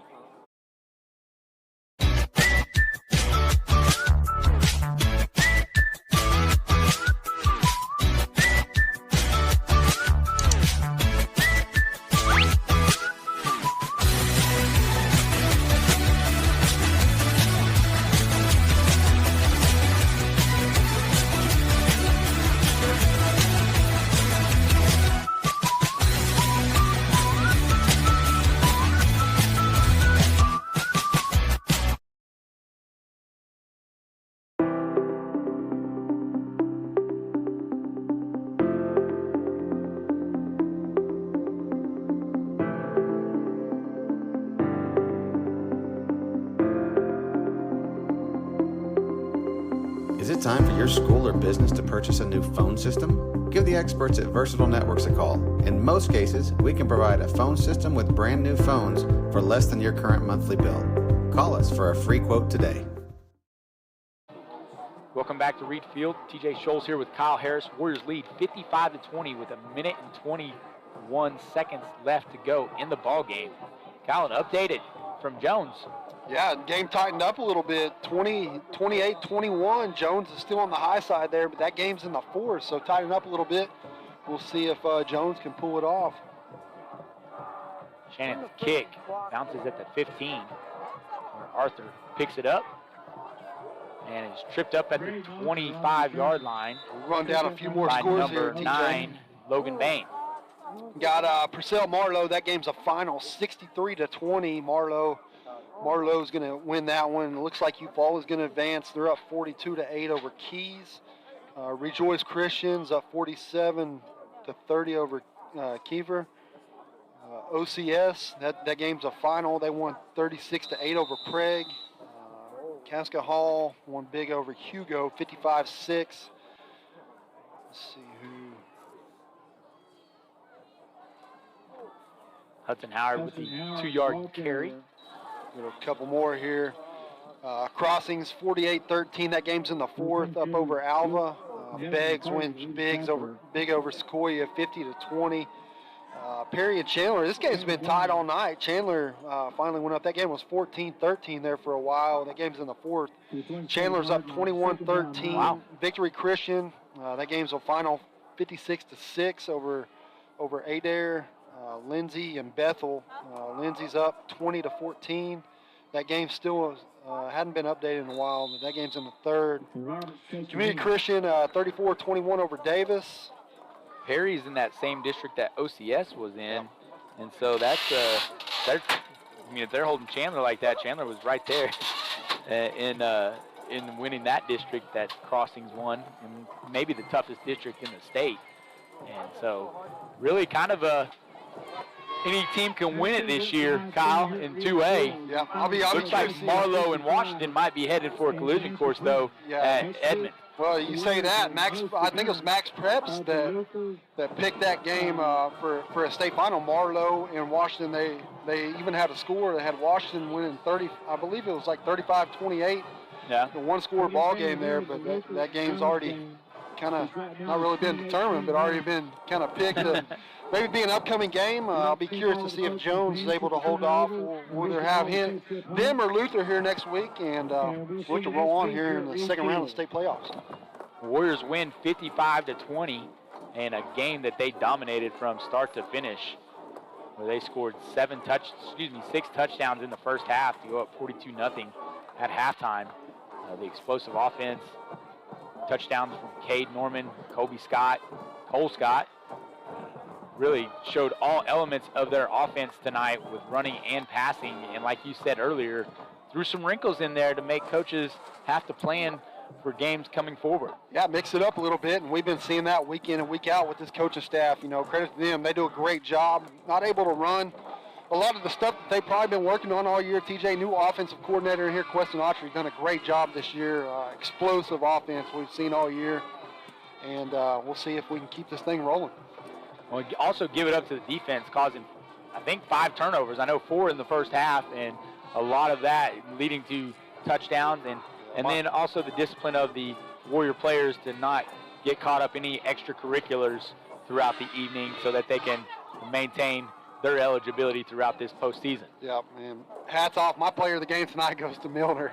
That guy was in the backfield almost every play tonight, and you know, just on a tear back there. You like to see that out of the defensive end, and you know, we'll see. Give credit to this defensive line, TJ. You talk big on the defense, but man, this defensive line puts a lot of pressure on quarterbacks having to scramble, and that's a good thing with the quickness you have on the edge, having to throw the ball up. That's why we have so many picks with the secondary on the year, and you know, looking forward, man. This is gonna be a run this year. We'll see. This is gonna be a good game next week. Really, next week it's gonna get real, and it's gonna be a fun one next week here at Reed Field, as we look to probably have host Jones again. Fans remember last year, tight ball game, an exciting ball game, and we look forward to bringing that to you guys here at WashingtonWarriors.tv. For Kyle Harris, I'm TJ Scholes. Good night and go Warriors.